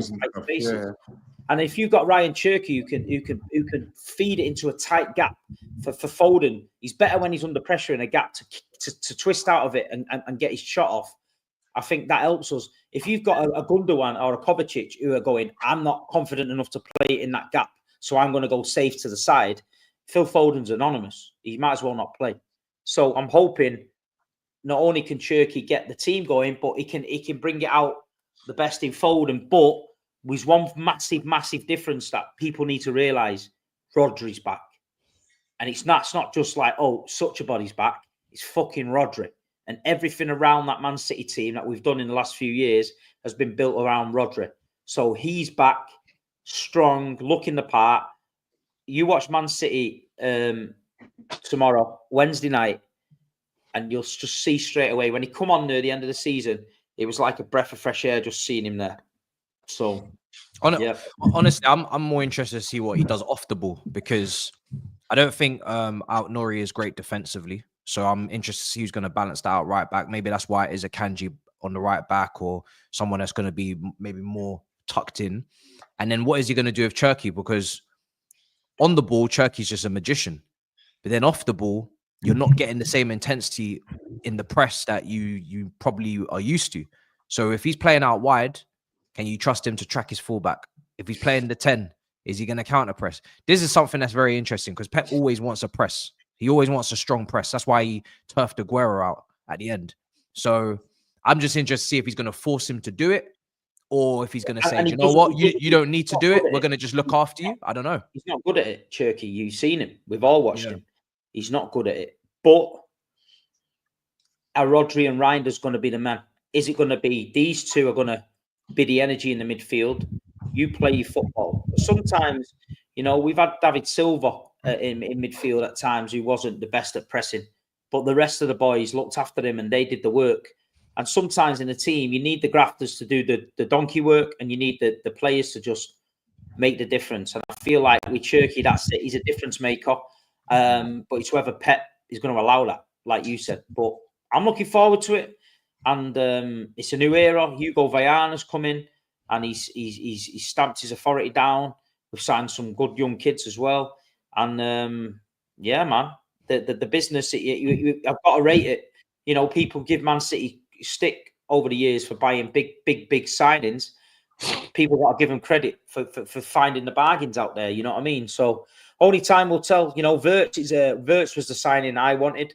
I think he's a fucking unbelievable player, and Liverpool have got a hell of a talent. And like you say, I was disappointed, and I thought, well, we've got to have somebody. And then they got the Cherki deal. I'm thinking, okay, that's fine. And it's always going to be Cherki WIRTZ this season. It's going to happen, whether me or Grizz like it or not. That's going to happen. So I'm looking forward to that battle as well, to see where it goes and who takes the Premier League by the scruff of the neck. Cherki's already upset SAEED. Said he's going to kill United on Derby. Kill United. I think a lot of people praise your business though, because typically we're used to Man City blowing money like hefty. Like we're used to seeing you do what you did in January, where you went out and you splashed 60 on Gonzalez, like 60 odd on flipping Mamouche. But in the summer, I think you've been quite shrewd. Cherki, Aït-Nouri, and then Reinders, shrewd business. These are players that would start for most of our clubs. Honestly, they moonwalk into. Just need a right back. If they can get the right back sorted out, then I think they're complete for this summer. But it depends what they're doing at right back. If they're not asking the right back to go forward, then they might not bother with right back. They might just leave it. Might just play centre back out there. At the moment, the way the window's gone, unless Arsenal do something very serious in that front line, I think it's a two-horse race at the moment between City. Listen, I've told you about Arsenal. Don't sleep on ŠEŠKO. I've told you that. And now I've seen other journalists talk about GYÖKERES. People can slag me all they want. I'm standing by ŠEŠKO. If Arsenal gets ŠEŠKO, I'm telling you now, that's a fucking, trust me, that's a good signing. Watch. I'm just telling you now, watch. What they said about GYÖKERES though? What's the journalist said? I've seen other journalists the other day saying about him, saying like you're not all that. There was a podcast with 3 ex-players on it talking about him, saying they watched him, and they were saying it. I know. They were saying that they watched him and that, and like, but I watched him. I've watched him a few times, and I'm just like, yeah, he's a good player, but it's a different striker. When you've got a player like him, you've got to be different.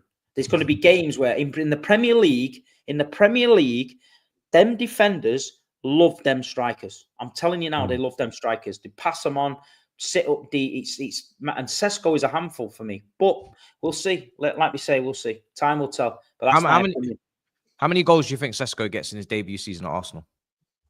In all comps? In the league. In the league. Let's just stay with the league. Yeah.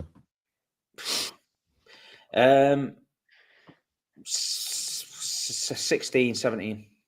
It's not good enough. I think that's a good return, you know, Tobes. It depends on Martinelli after that.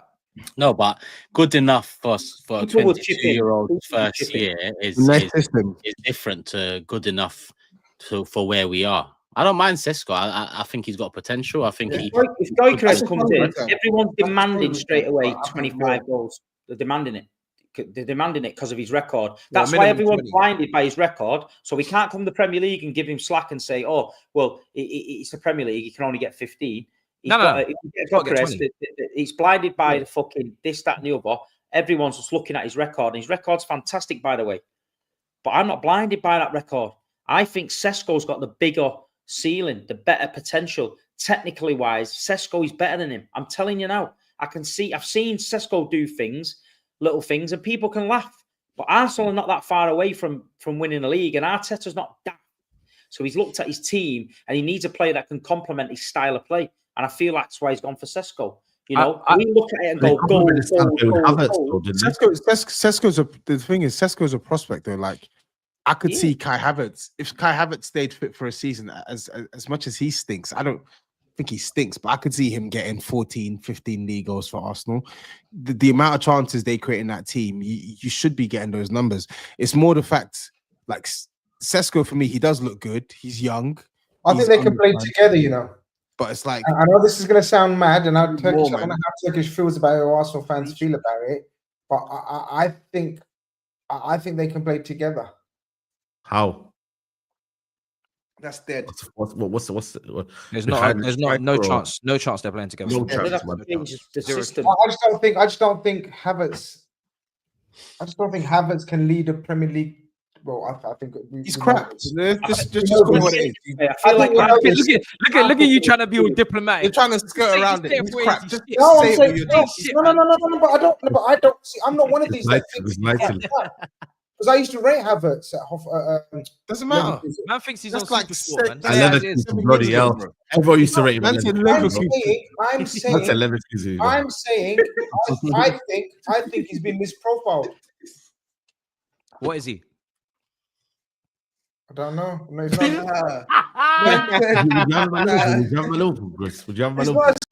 he's not a striker for a Premier League winning team. You don't know what he is. You don't even know what he is. You're saying he's being misprofiled. What he is. What's his profile? He is. No, but I'm just saying he's not a striker for a Premier League winning team. But I think playing off a big man like a Šeško or GYÖKERES, he might come into his own. He could get you 10 to 15 goals. He is a fucking big man. He's meant to be the big man. I think he's been misprofiled. You're trying to get us Samuel Allardyce, Bolton, Davies, and Nolan up top or something. He's a second striker. That's what he is. I think Arteta's got one chance at getting this right now. 100%. Yeah. He's got one chance of getting it right, and I feel like, you know, we're all having our opinion. You know, he's watched the player, he's got his system in mind, and Arsenal, they are quite fluid when they attack. They are fluid. I mean, fucking hell. For example, fucking back in the years and years ago, City were winning the fucking league by a canter. They signed Rodney Marsh, totally different striker, and then my dad said to me, we used to attack in waves. We signed Rodney Marsh. He's got the fucking ball. He's holding it up. He's doing twists and turns on the halfway line. We lost the fucking league because he's fucking arsing about. I just feel like with GYÖKERES, Arsenal have to change a lot. I feel with Šeško, they don't. And that's what I can see it in my head. Šeško fucking being dangerous at Arsenal. GYÖKERES, when I watched him, I just thought, it's interesting. You're not going to get that chance. Do you know, I don't think either of them lead Arsenal to a title. If they want to win the title, for me, Osimhen is what they need. No, they can win it. They won't get him. No, I don't think they win it with either. You look at Alvarez when City signed him, and people said, "Oh yeah, he's fucking this, that, and the other." Yeah, that season he was fantastic. You know, he was totally different to everything that anyone thought. Šeško could be the same. You don't have to be the fucking. Don't have to be, you know, the big marquee. It just needs to be something to change it a little bit, you know. It depends what we also do around this signing as well. I prefer GYÖKERES because there's less excuses, but you know, Rodrigo's the one on the left I'm looking at, and if he is available, then I think you know, regardless of who you go as striker, that is the main man in the attack coming in. So the striker can somewhat go if it is a Šeško not under the radar because there's going to be a lot of pressure on him. But it's what we do. It takes pressure off him. Yeah, exactly. And that's what we need. Have we had any confirmation about Rodrigo wanting to leave or leaving Madrid? I don't know, man. Shout out to Hala him. Madrid, Hala Madrid, all the way. Okay, that's it. He wants to That's keep him, doesn't he? He wants to keep him, he said. No, but okay, that's it then. Yeah, because I was thinking Arsenal fans are the only player they think that can make a difference right now straight away is Rodrigo. Yeah, I mean, there's a lot of things combined to it because that's like a marquee type Nico of signing. Williams. Nico Williams. He's going Barca. You know one thing I love, yeah, or let me say I like, yeah, Gyökeres. This Romano stuff where he's come out, Gyökeres favors Arsenal move. Yeah, I like that mentality because he could go and make the bag at United. He could probably make more at United than Arsenal, but he's waiting to see whether the club that are closer to achieving trophies and maybe some success are in for him. I like that. Whereas the rumors are He's got United written all over him. He's got United written all over him. Them lot over there are fucking puddled. They're looking at his He fucking prefers goal. Arsenal, so why is it United? No, but he's got United written all over him because Arsenal will pull the trigger on ŠEŠKO and he'll end up in no man's land. You'll get him. You'll be dancing outside the club shop. No, but we're not in for him though. He's literally Arsenal. He prefers Arsenal, so we're out. No, he's got United all over him. That's it. United needs someone. How can we be all over him when he wants Arsenal? They need someone to please the fans. Every year when you do shit, they throw you a bone. You all get giddy and start dancing again. The bone is coming. You're starving right now. Throw you a bone in a few weeks and you'll be back on here again. With your shades on, dancing like fuck. I can predict it. Bookmark it, what I've just said. In a few weeks, the bone will be thrown, the flag will be out, the shades will be out, and it'll be, we're going to win the league. 1,000,000%. No, but the thing is, though, he literally is waiting for Arsenal. So it's on Berta. Berta has this thing where he waits for two of them to come and then he picks his one. So it's up to Berta. We know both of them are we all sure that they're both ending up in the Premier League? No, not both. Not certain. I think one do. One does definitely. Yeah, I could see Gyökeres going to like Italy or something. So look at okay. So the 4 or 5 strikers on the market: Ekitike, GYÖKERES, ŠEŠKO, and Osimhen. 4, yeah. How many end up in the Premier League? Who's the 4? Gyökeres, Osimhen, ŠEŠKO, and who? And Ekitike. Yeah, Ekitike. 2. I'd say 2 minimum. Butchered that, man. Yeah, I think 2 as well. Yeah, I say 1. You know, man. 1. Yeah, I say 1. I think ŠEŠKO stays where he is. Osimhen goes to Saudi. I text SAEED probably 6 weeks ago and said to my mate that I know that does bits for United told me that United wanted Ekitike. I told you, what was that 6 weeks ago, SAEED? I told you that. Yeah. That's what he told me. Before anyone mentioned him, I texted him and went, "You're in for that kid at Frankfurt." So don't be surprised if he don't pop up there at United as well as that could be the bone. 100%. No, I can definitely see Arsenal signing. He doesn't want to go there. You know, Ekitike, if Wenger was if he was still old school Arsenal, he'd be at Arsenal right now. Well, because the French links. We're long gone from that now. No, but it's because the way he plays. Yeah, they turned their back on the French connection. But then again, he did buy Shamak though, so it's not always, you know. If it was old school Arsenal, would have Cherki as well. That was a desperate buy. Yeah, Cherki would be. Yeah, he banned goals at Bordeaux, man. It's like Cherki would be. Shamak had pissed me off. From Osgood to Cherki. Yeah, they would have sold. Yeah, straight away, bang. They got Odegaard, didn't it? They got Odegaard for that role now. Yeah, Cherki's one that if Pep gets it right and molds him well, that 2-footed side of things is so rare, so unique that it gives a player a big head start over anyone in front of them. So if he can get molded by Pep like Pep's done over the years, I'm looking at that Cherki one as, you know, that could be a big turning point for Man City into their new phase or new era, whatever they're going into next. But yeah, I mean, look, ŠEŠKO, Gyökeres, I like Gyökeres. ŠEŠKO, there was doubts that he had about, you know, overtaking Havertz, whereas Gyökeres is saying, I want Arsenal. That plays a part, in my opinion. Get both. Get both. We've got 6 left backs over 5 years, 6-7 goalkeepers over 5 years.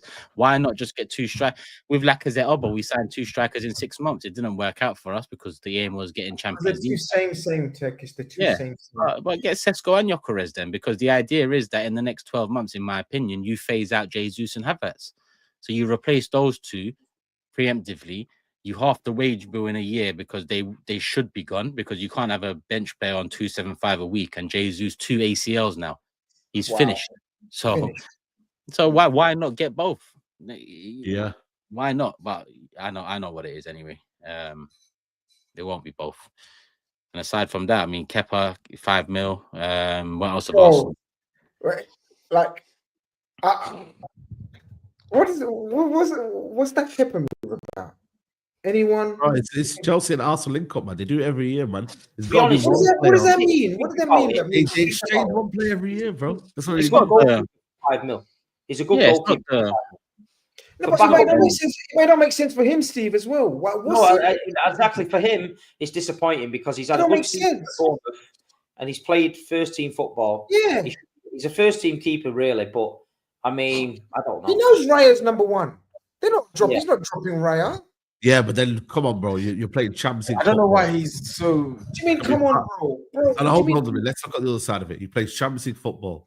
He can be part of a winning team. He can win trophies. Like, he's not going to win trophies at How many Bournemouth. trophies have Arsenal won? Which win? Which win are No, you but- talking about? No, but I'm saying if there's a goal of they're going to get better and they're going to try and want to win things, he's going to want to say, you know what, I could be part of something special here. So, I mean, why are you It's an easy gig for You're Kepa. the one that literally backs Arsenal all the time. I'm just giving you what he What's could that? want. I'm not backing Arsenal. Nothing. I don't think it's a good move for either party. That's what I'm trying to say. Why is it not a good move No, for it's a him? good move for Why is it not a Kepa. good move for him? It's not a good move for. He goes to a better team. for He goes to a Arsenal. better team. And he's... Yeah. It's not a terror. It's not. If that 5 bad move. million, okay. I'll tell you why for Arsenal.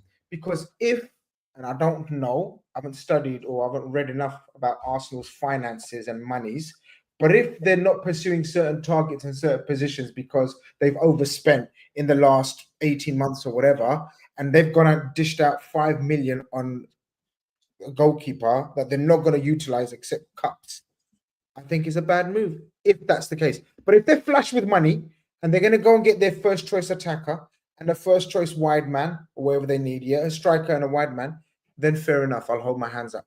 But it's definitely not a good move for the keeper himself, I believe. I Five think mil, though. it's 5 Huh? mil. It's nothing for them. So Yeah. it's a cheap deal. I just don't really rate the goalkeeper. I know even in the backup capacity, I don't think he's good. For me, backup goalkeeper. The reason I don't go on about it's Carabao Cup for me, the backup goalkeeper. And you Literally. don't know what I think about Carabao Cup. So I don't really 5 mil. I mean, I'd be more looking if we signed Garcia for 25, 30, the potential he has, I'd probably be more upset because I'd be thinking, bro, how many times are we going to recycle keepers before we win something? Whereas this one comes in and whatever, 5 mil, you're back up. Hopefully Raya stays fit and we only see you in Carabao Cup. Just keep it moving. Don't spend too much time. Don't waste too much money, energy, all of that. 5 mil, cool. He's in. He'll be out in a year, and you'll probably make the 5 mil back.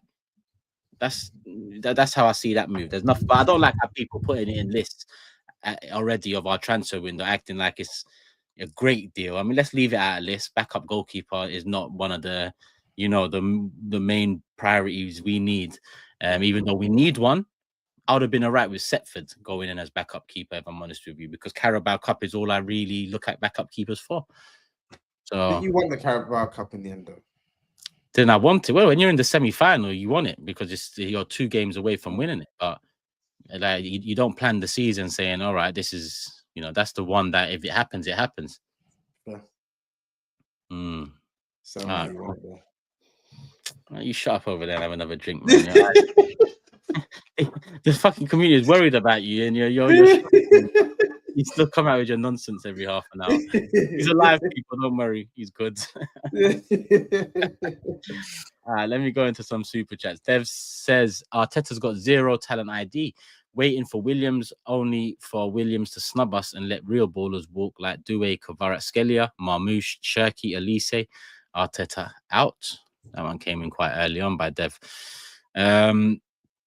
Let me save them ones for the time. Reese, I see your one there as well.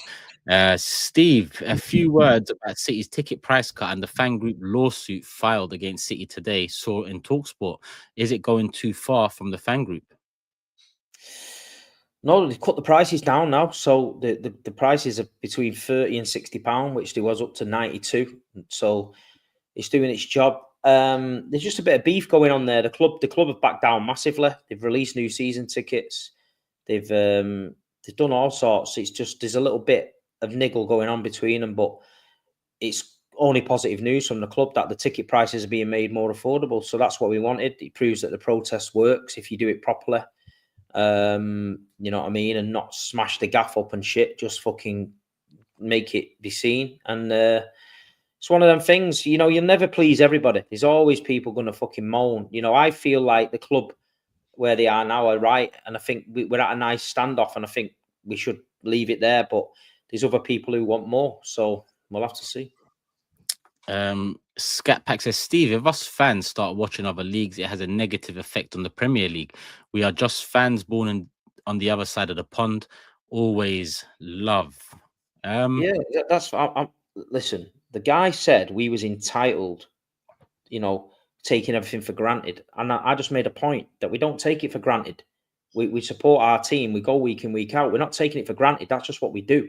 But what I'm saying is, sometimes you don't have to move fixtures of the other side of the world to just please certain people. That's all I'm saying. But I'm glad I rattled half of America, though. You know what I mean? I've never seen as many Americans rattled in the chat since fucking Donald Trump. At the end of the day, fair play, man. Just keep it going. Keep sending you. And the guy that was the biggest guy that was rattling, he was fucking he was fuming him, but he had a little dog as his emoji. I think he took the there, James. Yeah, look, growing up in my area, it wasn't a local soccer team. There you go. You know nothing about our situation. It's not ridiculously out of line. It's not ridiculously out of line. I'm just saying how it is. We don't take it for granted. You're choosing to watch our football in our country. If I supported the New York Yankees, I don't want the New York Yankees to come and play in fucking Broadhurst Park. I don't give a fuck about the New York Yankees. I don't give a fuck about the NFL. So all I'm saying is, you go and watch the games while you're out there. Get all your buddies, go and watch your soccer match, yeah? Because I'll watch 60 games this season. I'm not arsed, but take the dog for a walk, man, and relax. So if you don't know Steve by now, he's rattled half of America. Okay, so we can scratch. You know the funny thing is, we should have took him to LA for backyard chat. That would be brilliant. Do you know, I'm going to tell you the truth now.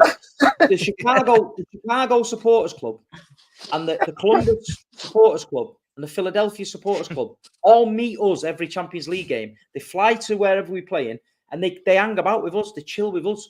So all the pictures you see on my page, they're all Americans. So before someone says he hates Americans, man, because that's an American thing. They all think everybody hates America. Nobody gives a fuck. They all think America's got to be number one. So you're not. So I chill with the Americans, yeah. I don't chill with Donald Trump yet, but if he wants me to go to the White House and explain it, I'll go. No problem. Me, Donald, Elon, we'll chill out. But calm down, Americans. Chill out. Go and watch the World Club Cup and fucking take the dog for a walk. Well, there you go. We will be in America next year. I think that's a good way to segue into the World Cup. We will be there. Bring your dogs. Let the dogs out. Love. You're a legend. Right on cue. Let me see if I can find any more on. Actually, we was talking City and Arsenal. Let me get these ones in. Vibav has got a few. For Arsenal to finish second 3 times and still go again, that's the ultimate mental test. The board needs to spend big and act like a serious club. Need to sign bona fide stars to help the team. City got ŠEŠKO, Liverpool got WIRTZ. Why aren't we going for a Musiala, Olmo? Transfer strategy is regressive. I mean, those names, yeah, myth. 21 years without a major, 3 second place finishes. Where is the ambition? We are popular, not big. Arteta's on the hook, but Kroenkes must go if we blow this. And I think that was the roundup one from Vibe. And yeah, I get your frustration, bro. I completely get it. I mean, I know it's still early days in the window, but seeing Liverpool, who have won the league, bringing a WIRTZ, and seeing City, who, albeit finished above us once, not too far above us, below us, sorry, last year, we know what they're about. We know what Pep's about, and we expect them to turn it around. So yeah, we will see. Shamar says Livramento would be a class signing, sorts the right back position for the next 10 years, a goalkeeper, maybe a winger, and I think we are set. That's from a Man City. Livramento City would be brilliant. would be I don't. absolutely. The same thing. Newcastle are in Newcastle are in such a good position at the minute. Yeah, they don't need to sell. They don't need to sell. They've just won a cup. They're on the verge of something. The Geordies will burn the gaff down. If they sold this at Liverpool, the Geordies will burn the gaff down. You can't support a football club and finally get to where you want to be and think something's happening, then all of a sudden sell two of your best players because it's not going to happen. So, Liverpool, I think we might want him, but it's not going to happen, I don't think. Henry says, Matisse is spot on about Arteta. He can't handle big personalities. You see Osterman walking around with that fat iced out chain. Arteta is too much of a fraud for big personalities. Big up the big six. I get that, but the whole iced out chains thing and that sort of, as long as you bag, I don't give a shit about what you do outside of football. As long as you bag, and that should just be the way. If your form falling off and we're seeing players out there either going out, getting wasted, or flossing, or whatever you want to call it. If it doesn't couple up with you're doing your job, then it becomes a bigger problem than it is. Patrick says, Turkish, give up on getting Arda on loan. If you want Rodrigo, it's going to cost you 90 to 100 million euros. Fine. He'll want to make 300k a week minimum. Fine. No, that's not too fine, actually, but I understand that'll be the request. But I still think between 200 and 250k would be fair. KK says City with their fourth signing of the summer, 7th since Jan, and over 300 million down with no sales. It's no bargain, yet rivals crying about the champs spending. Listen, this money, we've got plenty of dough, mate. We've earned a lot of money. He's been making bread. In 10 years, we've got plenty of dough sat there. So even if we don't sell anyone, we're allowed to spend what the fuck we want. But the academy's bringing in big dough. You've just seen Delap, there's 6 mil. Bruno and Gittins, there's another 6 mil. Trafford will be going. There's more money. You know what I mean? The City are rolling in it, man. The academy. Listen, if it weren't for Man City's academy, European football at the minute would be wank because half the kids that are playing around Europe came from our academy. Chelsea, you might as well call them City reserves now. You know what I mean? It's getting like that. You know what I mean? I think you should change the kit to sky blue. Chelsea's made up of everyone's reserves, to be fair. Like, yeah, but they look City there, Maresca and that. And then we go buy their reserves, for fuck's sake. So, it's all fucked. Whose reserves are we made up with LFC in the midfield? I just want to wake you up a little bit, man. Who's reserves? I don't understand. Is that what you're pretty sure we got all the midfielders you were chasing. I don't understand what reserves you're talking about. Shit. What are you talking about? Oh shit! Oh, shit. Your graphic designers are finished. I don't understand what's going on. They're finished.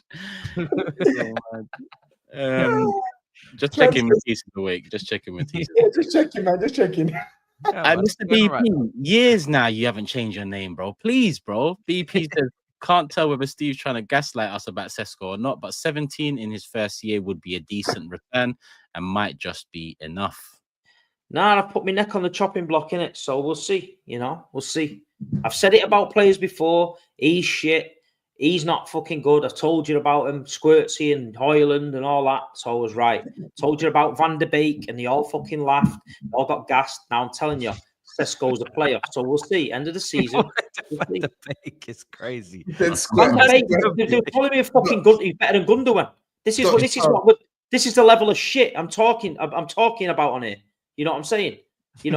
Squirky, first game he scored. I came on here. Said he was fucking dog shit. They all said, you're a hater, you're a hater, you're a hater. And I told you I didn't rate him. And Hoyland, don't even go there. And Angry Ginge, listen to the chat. Angry Ginge owes me 250 quid. He bet me at England-Denmark 250 quid that Hoyland would score 20 goals in all comps. Since the end of the season, he's blanking me. And I know Tevez two-footed him and spun him yesterday at SAEED. So get in his DMs and say, you owe Big Steve 250 quid. The kids need the new away kit, and I want Angry Ginge to pay for it. So get on his DMs now and give it him, Mr. Superstar Ginge. There you go. There you go. Big up SDS as well on the Baller League win as well. On a side note, Big up to them. Yeah. Okay. Yeah. Did anyone see Tevez, by the way, yesterday? I did. Yeah, I did. He was Oh, cooking. mate. I looked at the screen. I think they were winning England or whatever it was. I turned back. I just see Tevez cupping his ears every 2 minutes after he scored 4. OG. Big up Suj as well. Telling everyone, reminding everyone, hit the like, subscribe, and Havertz's best position is on the left, right, out. Big up Ibby. For me, a striker is not enough. ŠEŠKO is good. Alongside that, I need a left winger that likes to shoot. To me, the left winger can be the X factor. Signing, I hope. Yeah, there's a mix of what we can do, for sure. Kale says Arsenal will slip off with mediocre signings. ŠEŠKO doesn't shoot. Arteta wants Havertz and Odegaard starting, so he won't sign GYÖKERES or play Ethan. And then their contracts are becoming somewhat of a not issue, but it's a bit too quiet for me at this moment in time. Mr. BP also adds, everyone's forgetting that PSG need a striker. Osimhen or GYÖKERES could end up there. No, PSG put a buy, like they should have put a buyback on. not a chance. Ekitike. Not a close. Not a chance. If you watch Enrique, he is not bringing in no big name number 9 into that squad whatsoever. That's not happening. Get out. Big striker, get out. I wouldn't. I mean, didn't he sign Ramos? Nah, he's benched him, bro. He signed him. Benched him. Oh, Ramos broke his ankle or something, bros. What are you not talking about? Ramos had a big injury. Bro, he's found his system. Yeah, but Ramos even started this season for them. The injury is what put the shape to be shifted to what it is. He started the season for them. Sure, but sometimes you fall upon systems and then you stick with it. Now it's Dembele's is roaming 9. If not, Due is there, bro, or whatever. He ain't looking at. Yeah, it's different. Yeah, and they still got Ramos there as the striker out and out if they need someone in. So they don't need change it up last 20 or whatever. Yeah. Yeah, they don't need it like that. Jason says we need Ugarte to do Shirky like what Keane did to Haaland. Yeah, it's shows the levels of the fans that, doesn't it? Rather than try to compete, they want him injured. RSV says it's fair to say that Mbomo should be choosing either Arsenal or Toon over United, but not Spurs. Yeah, he's a bum if he goes United. It's not a guarantee that they will qualify for the Champions League again. But it'd be the biggest joke. He's probably going to go United. If Spurs do something, please, man. Spurs, you've done something fun anyway last season. But if you can do this, I'd love to, but the honestly, bookmarks and the videos. Honestly, I would love to, and I hope he does, but I think he's going United, man. The fact that the mere fact that he actually still wants to go there, obviously they've got their name and stuff, but like he wants to go there, and nobody's put any pressure on him. He's gone out of his way to signal his intent to go there. So you go for Rissa instead? No. Nah, we won't go for Wissa. I think we'll go for Semenyo. Oh yeah, Semenyo. Go for Semenyo. This one here from True Dogs saying, Steve, can you please say, quote, Steve hates Americans, man, in your American accent again. Love from the US. Don't worry about us. We are whiners. It's all love, man. USA. Fight and win. Remember that? Fight and win. You're going to give it a Steve hates Americans? You're going to give the accent one more time or not? No, I'm not doing it. I'll do it in America next year when we're there. Back your chat. Nah. Big Steve versus America. Bring the nukes. They were allowed in anyway because, yeah, the airport, the way they called Saeed's name on the way after. And Steve, please come. Man. Yeah, it's all mad. We will be there, though. World Cup, big up community. Indigo also adds Big Six. It was an absolute pleasure to see and interact with you guys in person in Johannesburg. I'm glad to see you enjoyed. Top place, more than enjoyed. Globally underrated. To keep up the great work and the real football talk. 100%. That globally underrated thing, and I can't push people enough to go over there and experience it for themselves, for sure. Big up SA, man. Not just Joburg as well, Cape Town and everyone that flew in or drove in from neighboring areas. This one came in earlier. I forgot to get it in from Reese. Opinion on Trent's fluent Spanish. We were actually all together, right, in South Africa when it was Duolingo. To be honest, you know, I didn't really understand. I felt a bit sorry for him at first with the hate and that, but I can't lie. When I heard him come out with that in Spanish, I thought, no, he's a cunt. He's a first-class twat. Because what he's done there. Jesus. At least you're honest enough to understand the situation now. Nah, yeah, that's bad. That he's been doing that on the stand. I want to see the others react. I want to see what the others think. Well, I think we should drop. We can't be dropping the C word. So you know, we're gonna have a C word jar next season. You're gonna put a coin in every time you put it in there. Yeah, and then we're gonna gather it all up. We're gonna all gather it up at the end of the season, and we'll see how much money we got. But Stevens and GRIZZ. that was just paying it. Do you know what it is? I'm good now. Yeah, Just gonna take You know- myself Man outside. said and he's have a good look. now. Man said he's learned his lessons. I mean, he's learning about his new club, innit? How do we know he wasn't taking Spanish just on the casual? Can he How be do a we know? fast? Can he be a fast learner? Is Yeah. that possible that he's just picked it up I really? think it- really You know what they were quickly? doing online here? They were doing online here. They were I trying to just find out wanted how to long see- he's I just wanted to see learning. Like I just Spanish. want to see your freeze reaction. I've seen it. Fuck out of it. No, but you haven't learned. You haven't done it. We're just joking. I just wanted to see your freeze We reaction. can't joke about Liverpool, man. Grizz don't allow us to joke about Liverpool. So I'm very not sensitive, watching man. you like have joke. That's it. I've done it. I just wanted to see you like have joke. Steve Listen. admitted it. That fucking hell, yeah, that's fuckery. I thought, now I don't see it. Why you lot? No, it's mad though. It's mad. Don't get me wrong. It is mad when No, you I'm look at getting it you and you're wrong. like, I'm getting you wrong. yo, Listen, education. It's education at the end of the day. Man's It's learning new mad that- languages. It's mad that a man went out of his way to learn the language of the club that he's going to and knew he was going to for the last Like, 6 it's like months. somebody having knife lessons or sword lessons and then slicing someone up. It's just he's just What? like, that's what you're doing. You've premeditated. He's thought about that press conference and thought, how good will it be when I stand there in front of Florentino Perez and start waffling in Spanish? Everyone's going to think I'm the Don. He's not had no respect for Liverpool, no disregard. He's been keeping it quiet, doing all this like mad shit. What? For the Should he season, have, and then- spoke Scouse? And yeah, I don't 100%. understand. He should have turned up in a shell suit with a perm and just ripped out pure Scouse, and then people would have respected him. But he's bounced You know in what, there Well, like well, it's Fernando Torres. And Who's- then- who's- why would who's- they respect- why whose would they respect should he respect him be more for that? trying to earn right now? Should he be trying Yeah, to earn the exactly. Real Madrid fans' respect? Or should he be trying to No, earn the it's Liverpool not. fans' Think respect who are long-term. taking down When his he mural? I retires- don't understand. When he retires, where's he got to live? When he retires, he's got Anywhere to he go back fucking home. wants. He's rich. anyway, he wants, man. Home, mate. He could go live in South Nah, he Africa. won't He be- could go he live won't be wherever he back in wants. there. Can He won't be back in I tell you a couple of other mad things? Yeah. So basically, they won the three Land Champions Leagues in a row. He's like, oh, I grew up watching. That one was this. wild. So he goes, this was and the third one was when they fucking beat him. Like he was at I the know. beating at the final, right? So that, and not only that, he said he let slip. He goes, I've been waiting for this for a long time. This move, and then he realized what he said, and he went, I mean, the last couple of weeks. Oh my God! No way! Yeah. No, wait, no way! trying to tell you No Tobs in way the has he airport. been wait! No way has he been waiting to play for Real Madrid for a long time. Well, when we told them this last summer, no, everything's gonna be fine. We're gonna sign a contract. I got the exclusive bomber. Trent's gonna sign an extension, and my sources have told me so.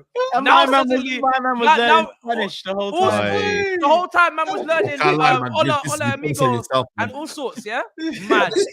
And you want I us to said feel that- sorry for you? I wanted to see your free reaction. I've seen it now. No, fuck off. What's bomba in Spanish? I need to know. What's bomba in Spanish mean? But he's definitely not what Matisse calls it, bumba. So we need to stop that. We need to stop saying bumba. However, now that Konate is running with 1 year left, are we going to talk about your directors and your lack of organization and preparation for If these it happens. situations? Think it Because happens. I don't Correct. think it's a coincidence that 4 key players in 2 seasons have got a year left. I've just told you. It is. If it happens, I agree. And aren't you lucky that Van Dijk and Salah are not in their prime and Real Madrid weren't interested? Because if it was a They different were. situation, They were if they were in their mid to late 20s, So they not back Real Madrid for you, yeah? They're not back Real Madrid for you, yeah? Who? You Van said, Dijk and you said Salah. Real Madrid were interested. Very obviously. Yeah. Okay, cool. Okay. I just wanted your opinions. Well, Tobes, loyalty. where are we going with the rest? I don't know. with the Gerard image, loyalty. Yeah. I don't know where Stephen Gerrard welcome with I just open wanted your arms, but- trend opinions. I don't know where we're going with this 10 past 12. Like, let's Oh, sleep, let sleeping dogs lie. Let sleeping dogs lie. Don't wake me up now. Don't wake me up. Let me Wrong let time me to wake me up. Don't wake me Let me up. see what we got here. Adar says, watch Big Six clubs pay 60 M's for Mbomo Semenyo when Kvara, the best all-round left wing in the world, was available and they didn't even try. Too much Prem proven hype. Think about it. The clubs that are paying for Mbeumo and Semenyo Spurs, Man United. Was Kvara really going to join Spurs or Man United if we put the money down? Really? True. Relegation for the signings, then. VS. What? Even Buemo that was cooking a lot of teams last year, man. It's funny how the narrative changes, isn't it? Mbeumo's a very good player. For Exactly. sure. He is. He's a very good player. Yeah, I like him. VS says, Ange won a trophy at Spurs and Levy really said, sorry, we don't do that here, mate. Piss off, man. Honestly. Tobes, remember when Uncle Grizz asked if you'd take Thomas Frank 2 years ago? Yeah. I said yes initially, then I changed my mind, and now I'm changed. I said I'm calm with it. Sometimes, listen to me always. You also said Carrick as well. You said Carrick. You know, I was joking about Carrick. And Tenag. Definitely not Tenag. But yeah, Thomas Frank, I said top manager. And Teddy's also asking thoughts on the Spurs Twitter admin blocking people for speaking out against Solomon. If I speak, I'll be suspended 6 months. Honestly, It's typical, isn't it? I kid you not. I actually hate so many. Like, you know, like I hate a lot of Spurs fans more than I hate Ops. Genuinely, I hate. There's so many Spurs fans that I don't even go out of my way to. They interact with me, and seeing their interactions with me just makes me hate them more. I hate so many Spurs fans. So many, honestly. Yeah. So many. I get agendas in football, but some things are bigger than agendas, and you've got to fucking put shit to the side. It's football is nothing in the bigger scheme of things. So understand, you know, the clarity between the two. We got a Zionist. We got a Zionist as our admin, bro, and he's blocking people for that aren't even saying much. It's mad. Not the only as well, not the only club. Filled with them across the board. Darsh says, in my opinion, Arsenal need a maverick in any of the left wing, cam, or striker position. Not necessarily a striker, but definitely need a maverick. Someone who can pull a hat out of a rabbit's ass. That sounds like one of Saeedism. Yeah. I say save that one for this season, man. Trust me, this one's a banger. RSV says, were Torres, Suarez, Haman, etc. bums when they joined Liverpool during their crap periods, or Caicedo, Lavia joining a team that had finished 12th? You're still getting at them, Grizz. It's still lingering. Hey, Grizz, what's your thoughts on the upcoming St. Helena general election? Yeah, it's midnight, bro. Daniel's big up the panel. Hope Saeed and Grizz had a good Eid. Those Saeed vlogs were so entertaining. What was the funniest part of South Africa? Saeed in the woods. We're not going to get into this. We're not going to tell you. Wait for the vlog, man. Wait for the vlog. Honestly, it comes Patience, out. man. So much. All 4 pieces of content that we're going to be releasing. Yeah. You can tell us at the end what your funniest part was. Yeah. Jav, last one I've got here. Challenge for the lads who can name 3 league winning managers for their respective teams. Tobes and Saeed will struggle. Well, Tobes won't struggle. It's impossible for him. When's it going to be possible for your current manager? Can we we spoke about this, mate. The super chat is here. Like, come on. I said, when's it going to be possible for your current manager? Did I just lie? Okay, name 3 managers that have won the league. No, I'm not disputing what you said. I'm not disputing what you said. I've said, when is it going to be possible for your current manager? That's what I've asked. It's not possible. It's not possible. It's not looking possible. The only one I can think of is Bill Nickerson. That's it. It's not looking possible. That's what I'm saying. I tried to help you here, bro. I didn't dispute what you said. Something that happened in the airport in South Africa that you guys didn't see. I was at the back, obviously limping, and Toby was there. This guy went, "Hey, Toby, we did it, brother. Champions of Europe." I was nearly made me sick in my mouth.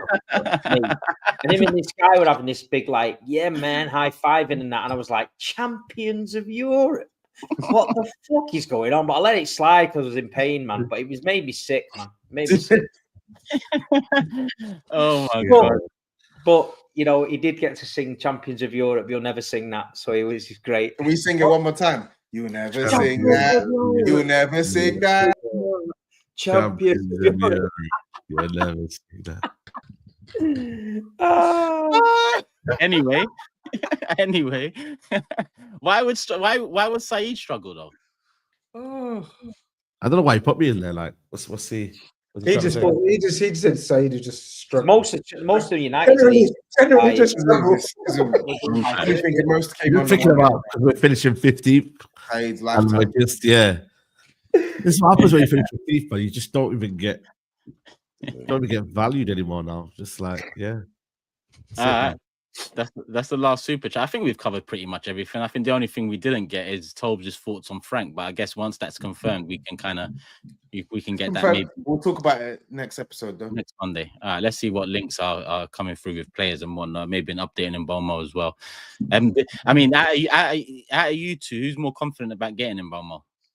I think it's Saeed. I've said it already. No, I think he's the going to go thing to is, Man though, we United. need to wait for the second bid, though, man. I can't lie. It's getting a bit, you know. Just wait for the second bid if they accept it. But right now, he's giving us the preference, so I can sleep at night a little bit. So yeah, don't get your chain snatched again by little old Tottenham. Yeah. listen, Snatched your chain for Tel in January. He He beat you 4 times. Snatched the Europa League as well. Just keep that chain close to your neck, innit? Because boy, he's a wonder kid, man.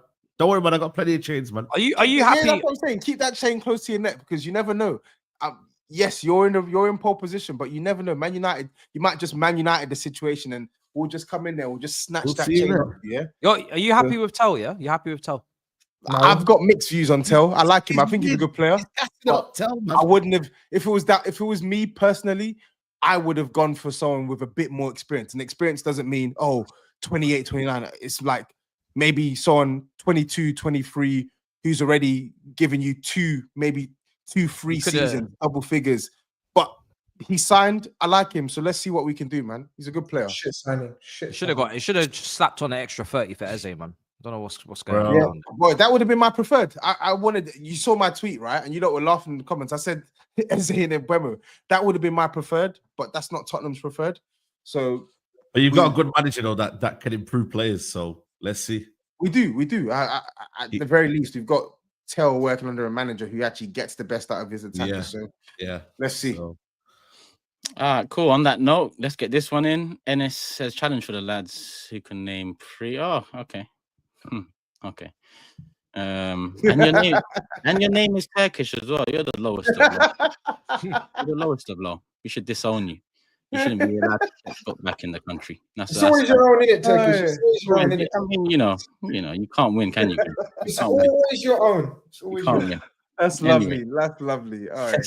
A couple people will struggle here, but all right. On that note, big up Steve, big up Saeed, Grizz, TOBS, Matisse. Individual channels, description below, people. Content coming out over the next few weeks. Make sure you are subscribed, people. I'm only telling you that once. Make sure, because the content coming out over the next 4 weeks, mad. So make sure you're there for it. One more time, SA, big up Mo in particular. Love for the love. I know you're watching out there. Mo's probably watching. Yeah, trust me. And yeah, to everyone asking us about the activities out there and everything, big up Mo for sorting it all out. He was the plug for us out there. But when the vlogs come out and you see what we've done, then I'm sure a lot of you lot will be booking your own trip. So get in contact if you want to know how to sort out some of them activities, and we'll help out on our end. But yeah, big up SA, big up the community, big up you, man. Love for the love as always, people. We'll be back next Monday live once a week for the rest of the summer. But obviously, like I said, the content will be coming out every week too. So make sure you're there. Love for the love. We're out. Peace.